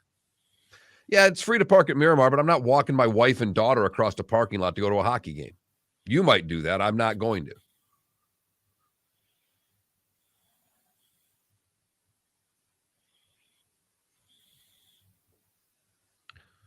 And Felipe, you can't mention recruits to a coach. Well, I will say we could have in this case, and I looked it up. Felipe, the reason we didn't is what Mark just said. But and we were unaware of this when you said it. So the basketball early signing period was last month. So since he officially signed, we could have asked him about him. Okay. But a lot of times the basketball recruits sign in the spring and then come. And I knew he had verbaled Felipe, but I didn't know that he had signed. If we knew that he had officially signed, we might have brought him up. That's fine. But we'll have him on again. Okay.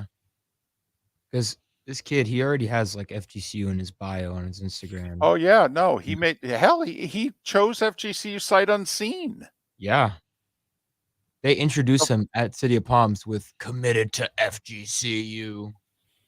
Well, that's remarkable because FSW will do anything not to mention FGCU. So that's incredible.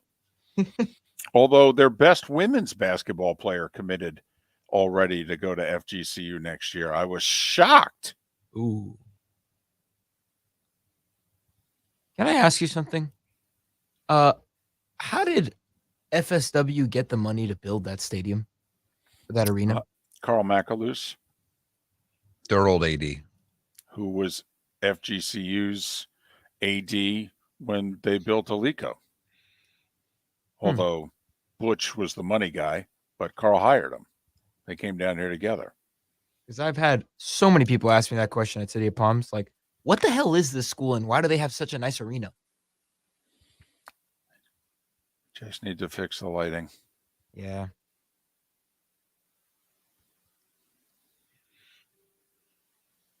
JUCO ball, baby.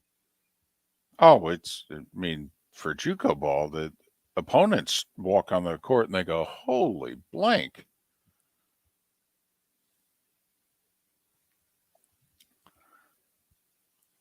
I'll be interested in January if people start showing up for FGC games. Like, will word even get out that they're winning and that they're, because the other thing is, by the way, the product that he's playing is very much like Joe Dooley's product. And all we heard was bitching and moaning from the product that Joe Dooley was pointing out there. And Joe's averaged more points a game than his team scoring. But the fans went, we don't like this product. So I'll be curious because it's a good product. The fans saw 3 games before that, and they dunked a lot in 3 games. That's a very good point. 10 seconds. They're fun, though. Well, they're fun for you. You like basketball. True. They're not fun. I mean, 71-59 is not fun. 88-78 is fun.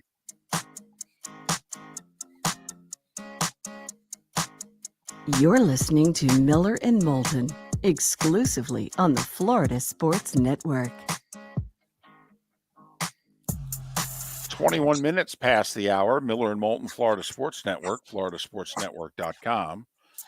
And since we just got done talking to Pat Chambers, the FGCU men's basketball coach, don't know if you saw yesterday, the FGCU women went to Lexington and beat Kentucky. 69-63. That's a nice road win. Thank you very much. Don't know if it's the type of win that if you end up losing in your conference championship game, if it gets you in at large, but just, it's probably a tournament team that they just beat on the road. I mean, I'd like to think it would help if you need to go that route. Well, yeah, that team was in the SEC, and all of their teams do qualify for the women's basketball tournament. So you are on to something there, David.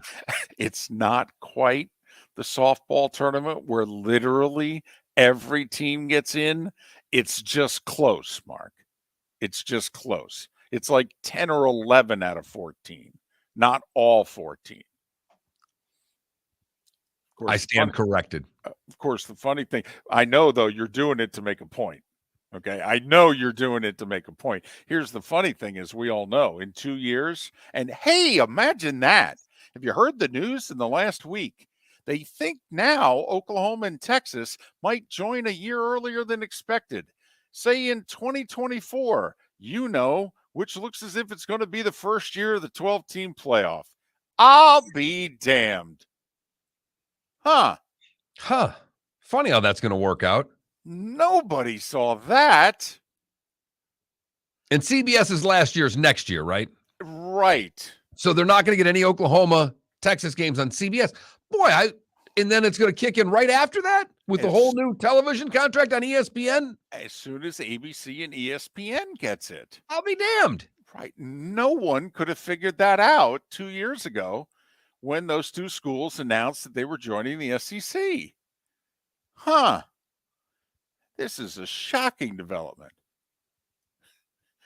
Quick sidebar, when Oklahoma and Texas join, then all 16 SEC softball teams will make the tournament. Yes, they will. And 13 of the 68 women's basketball teams will be members of the SEC. Exactly. Hey, while we're staying local for a second longer, you went to Teddy Bear Toss, right? I took in 2 Everblades games in 1 week. That's more Everblades games than I've probably taken in the last 2 years. 2 years. Mark, you haven't taken in 2 Everblades games in a week since you worked for them. There's no doubt. But last year I went to a couple because Pat Kerwin will invite me occasionally on a Wednesday, which he did this past Wednesday. And I went with Pat and a couple of his friends during the week and then took my wife and daughter to the game on Saturday for the Teddy Bear Toss. Had you ever taken them to Teddy Bear Toss before? No. The 8-year-old must have loved it. She did. She thought it was great, but the Everblades got whooped. Yeah. And gave up 3 early. And my daughter had it was a school function that, they do the group nights and her school was there and they raised some money for the school and that type of stuff. But she's sitting with one of her friends and they're in their own little world. And every time Orlando would score, she'd just look up and see that they scored and look up at the score and go, "Oh, come on."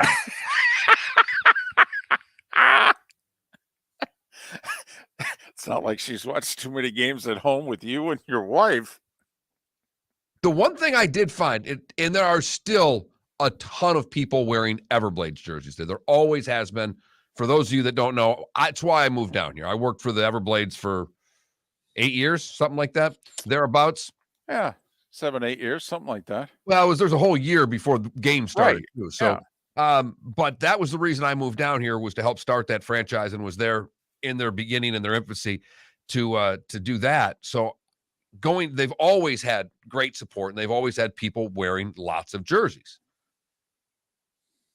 In the first couple of years, you had a lot of people wearing other teams' jerseys, their favorite NHL team. That seems to have come back because next to me, I had 4 people wearing Blackhawks gear. My wife had her Penguin shirt on. Saw 4 people walk in, all in Ranger jerseys.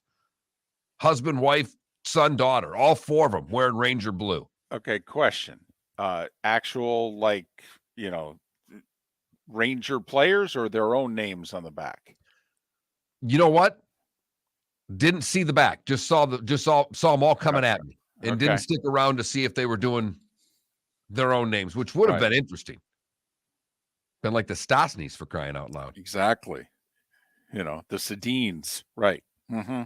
The Sutters. It's always, if you got a big family, it's always safe to go. You're one of the Sutter brothers or sisters, for that matter. But all right. Yeah, what'd they score? Like late second? So, people must have been just chomping at the bit to throw those. I will say, when you're the opponent and you're up 4-0, you don't mind the Teddy Bear Toss so much. It's when they score the first goal and you're like, "Oh, really? I just broke a sweat. Now I got to stand around for 10 minutes? Golly."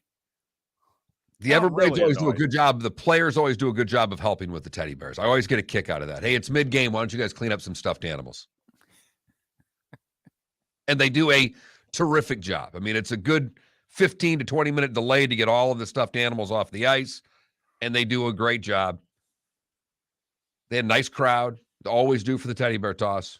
Yeah, I mean, that thing's usually SRO, right?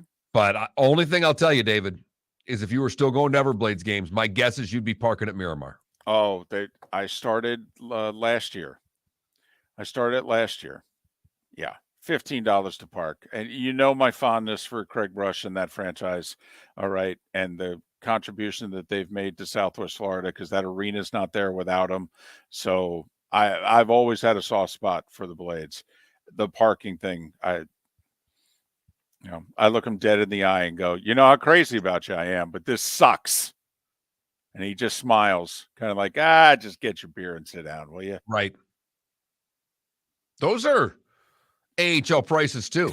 Wednesday night, they're ECHL prices.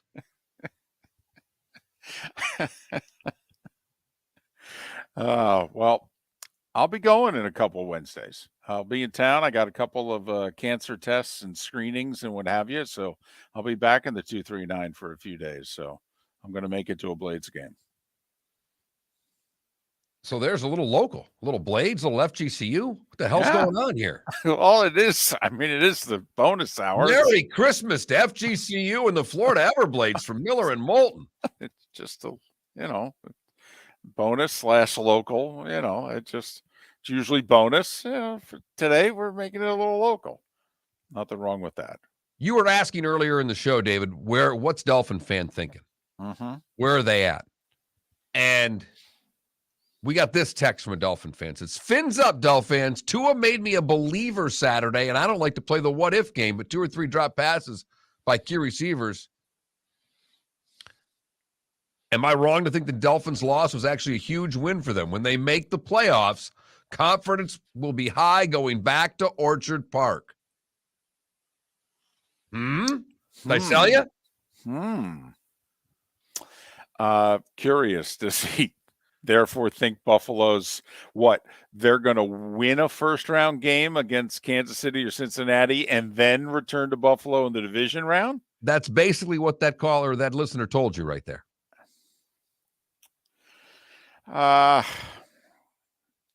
It's tough to see that defense going on the road, beating a good team. They can get pressure on the passer. Their corners are just so injured. I'm not crazy about the linebacking core. Isn't it tough to see them going on the road unless they just flat out score them? Early in Peyton's day, before the defense came around in the mid-2000s, in the early 2000s, he went on the road a couple times and won some road playoff games, but he just, outscored the other team. Yeah, they're going to be a team that's going to have to get into the 30s to win, I think, or at least the high 20s to win in the postseason, because their defense can't stop anyone. And the later the game gets, the tougher it gets on a defense that is just banged up. There are holes in that defense, and there are injuries on that defense. And the two combined make it a unit that they've got to get you a takeaway. And they were able to get one against Buffalo, but they've got to get you a takeaway. And if they don't do that, I don't know how you win with that defense, David. And, the Bengals did that, Mark, last year. They were flawed, and they rope-a-doped it and got some key turnovers and went on that run. Miller and Moulton. Miller and Moulton here for the Clutch Vodka Play of the Day. Mark, remember Nick Charles, Fred Hickman, the CNN Play of the Day? Yeah, CNN did a nightly sports show. That was a while ago. Yes, it was. Just work with me. Everyone liked the pod, the Play of the Day. So how about we have the Clutch Vodka Play of the Day? Sounds good. Fun. Smooth. Like Clutch Vodka. Listen weekday mornings for the Clutch Vodka Play of the Day. That's Clutch with a K.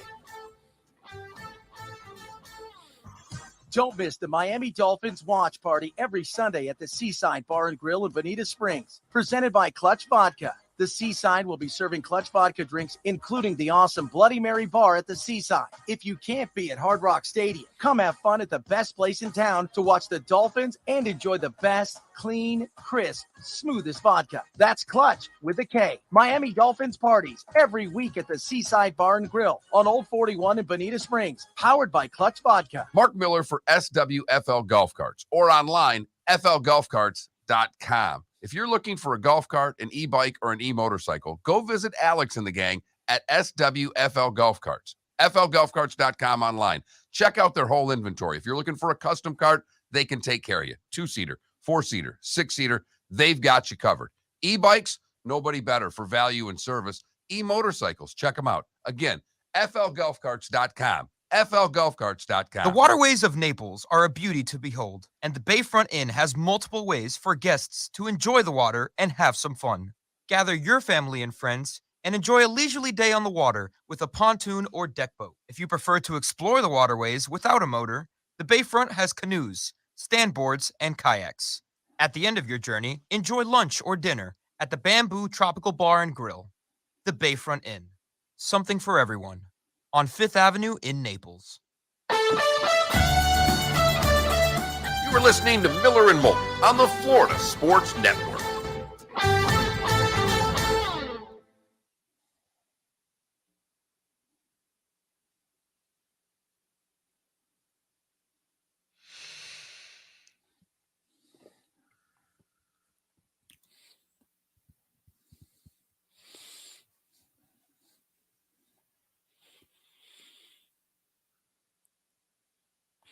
Mark, remember that comment you made?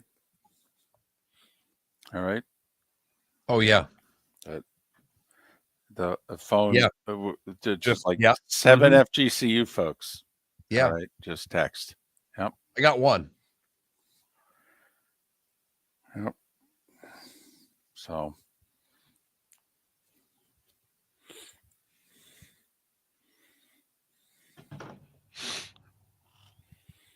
Maybe I get a job there as an usher. I need the cash. I don't know that they pay their ushers. They barely pay their broadcasters. My daughter has season tickets for the Panthers. Are you talking about Florida Panthers? Yeah, okay. That's the 25. NHL.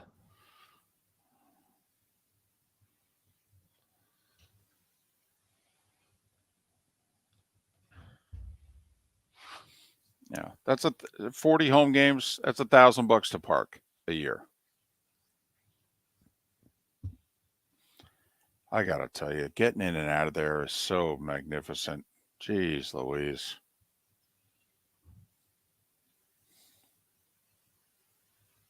Panthers or Blades? Panthers. Yeah, the highway's right there. Oh, you just pull right in, pull right out. It's awesome. And that parking lot is sick. It's like a good tailgating parking lot.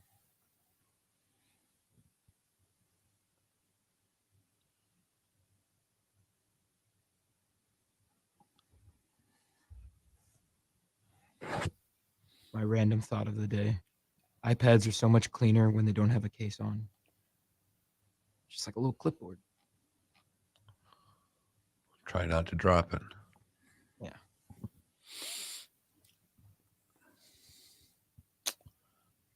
So, Jim, you're going 11 of the Blades game? Yeah, I appreciate that, Jim. I just got caught up the other day, and it's not that big of a deal to me. It's $15, whatever.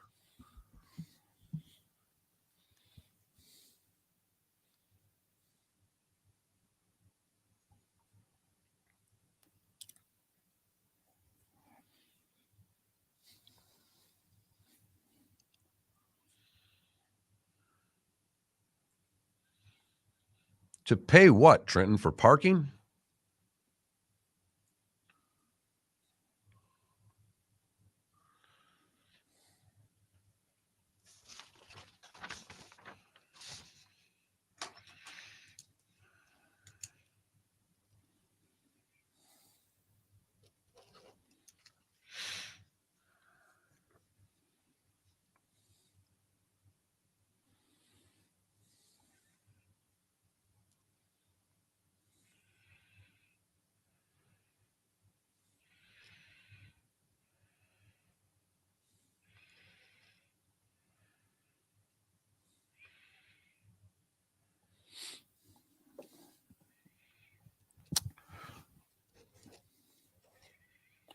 Can I bring up one thing before we get into all your stuff? Yeah, please. Okay.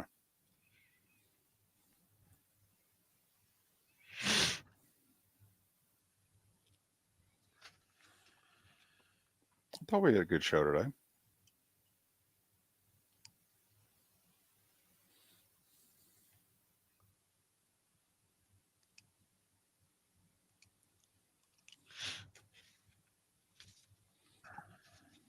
Yeah, next Wednesday, Thursday, I'll be there. Okay. I fly into Fort Myers Tuesday night. So I figured I'd stay the extra day and fly to the Sun Bowl from Fort Myers because my screening's Wednesday.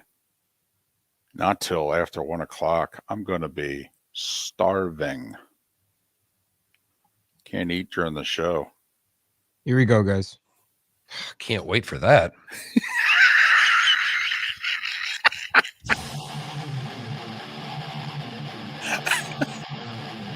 You're listening to Miller and Moulton exclusively on the Florida Sports Network. 22 minutes till the top of the hour, 17 minutes until we're done. Miller and Moulton, the Florida Sports Network, floridasportsnetwork.com. I'm in Green Bay where it's 12. Monday Night Football tonight. It'll be colder at kickoff. And fortunately, the press box is like 4 or 5 stories up, and it's a completely wide open booth. So, you know, wind chill and everything. They want to make you feel like you're at home. Oh, And yeah. they're at home, they're home. Right. So, you know, the heaters will be on Joe and Troy. You know, the rest of us, well, we'll be off to the side. So, Rams 7-point dogs in Green Bay. Good news for you, though. If you wanted to, you could go gloves because you talked to Troy, unlike Gary that you write things down for. So if you wanted to, you could go gloves. Right. Or I could just keep my hands in my pockets. I don't know what it is, Mark. I'm not a glove person. Never have been. Even in Fargo. Didn't buy a pair of gloves in Fargo. Lived there 5 years. I know. It's stupid. I'm not saying I'm smart. I just think of living in the cold and grabbing the steering wheel with your ice cold steering wheel. Right. And then driving like that. Right.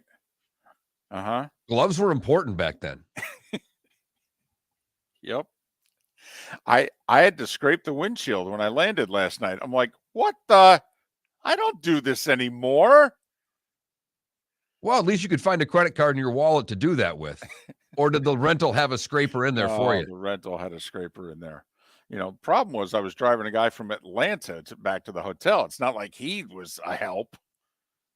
Okay. I mean, you know how unprepared they are for weather there. What was that storm a few years ago? The Home Depot had like 3 shovels in it in like greater Atlanta. We digress. Hey, we've talked about a lot today. It was an amazing, spectacular, fantastic, emotional, historic sports weekend. And it almost was one in college football, too. I don't know if you saw. The Gators no-showed the bowl game like we expected they would. Right. There was a great mystery, though, right before the game, Mark. When we did our show on Friday, they were a 10-point dog. They kicked off as an 8-point underdog. Where did all the money come from on the Gators? Because, I mean, we knew they weren't sending. I mean, they were sending half a team to the game, and it was a disinterested team at that. And they didn't have a quarterback, really, that had ever played. Right. And Oregon State won 9 games, beat Oregon. I mean, you know. And 10 games for Oregon State's a big deal. I mean, it truly is. Double digits for Oregon State is unheard of. Yeah. And, I mean, you know, it was like my pick of the week when we did our picks on Friday. Laying 10. Well, did you happen to pay attention at all to what transpired? See, while the Colts were blowing a 33-point lead to the Vikings, the Gators were getting blown out in their bowl game. Right. It was 30-0. The fourth quarter is moseying along, and the Gators get the ball midway through the fourth, and they start, you know, matriculating their way down the field. and they get first and goal with under 2 minutes to play. And 3 plays they can't score. Right. So, they're going to go for it on 4th down, obviously. Oh no, wait. With 40 seconds left in the game, down 30-0, the Gators sent the field goal kicker out onto the field. Do you know why? Besides the obvious, we're trying to avoid the shutout. They hadn't been shut out since 1988. I think it's the longest streak going. Could be wrong. But they had not been shut out in a game since Auburn in October of 88. And so Billy Napier said, well, this ain't going to happen on my watch. And he sends out the field goal kicker to kick the chip shot to preserve the non-shutout streak.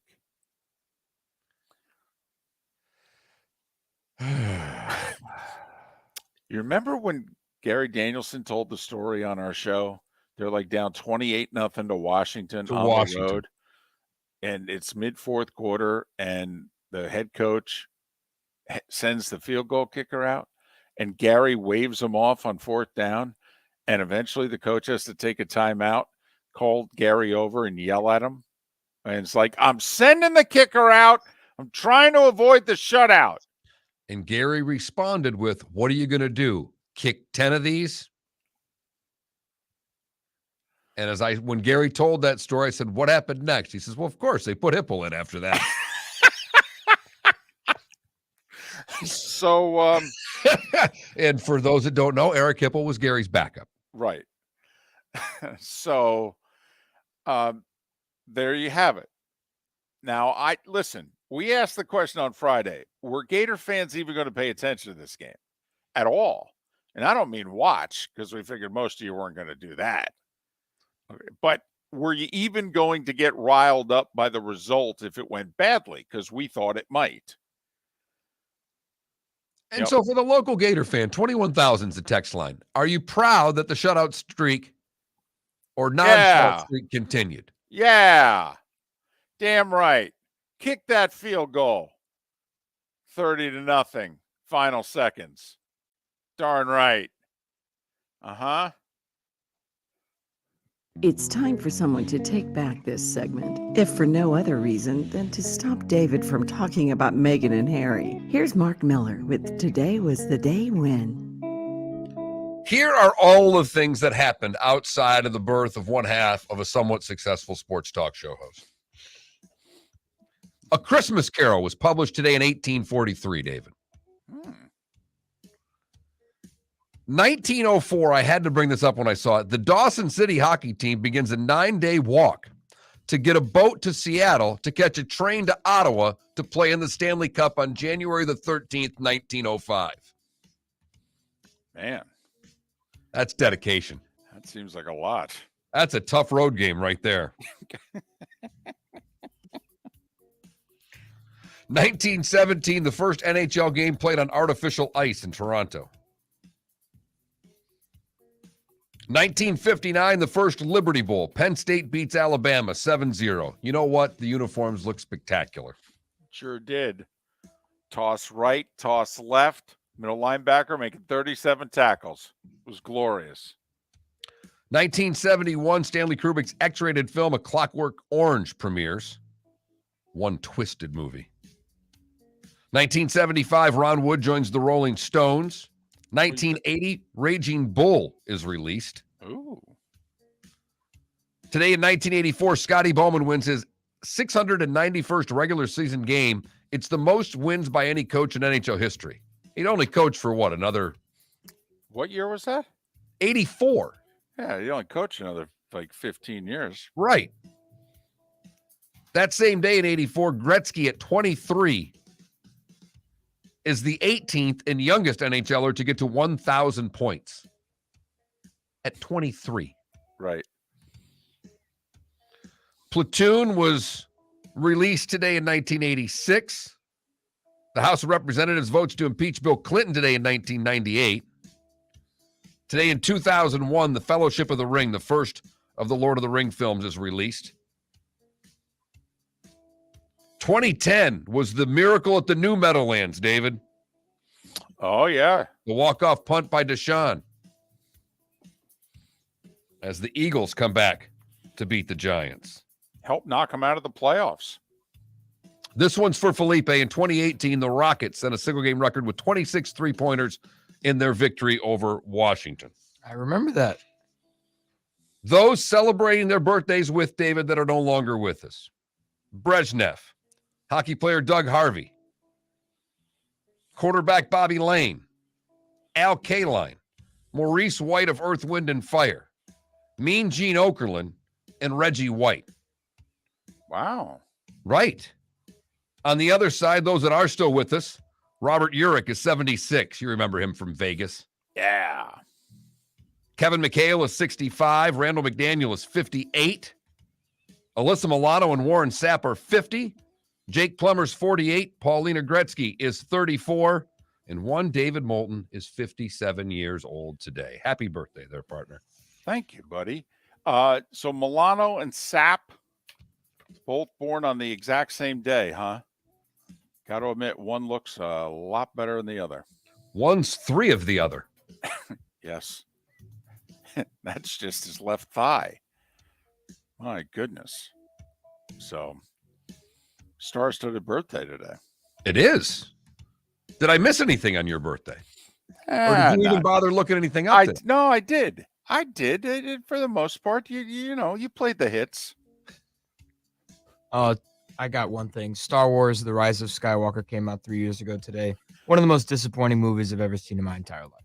I have to admit, when some of those there's so many sequels, I've stopped kind of paying attention. That's where I'm like, that's why when I had to look up that Lord of the Rings thing, okay, it was the first one. I'll mention that. Right. Because after that, there's 74 others. Yeah, there are a lot of sequels. They're making another Indiana Jones movie, by the way. Great. That's what we need. Who's going to be Indiana Jones? Harrison Ford. He's 80. Thank you. You've heard folks elsewhere mock Florida is gonna Florida. Well, Mark Miller sees it differently. He calls it the good, the bad, and the ugly. What you got, Mark? Go to Louisville for the good. We've all been a part of this.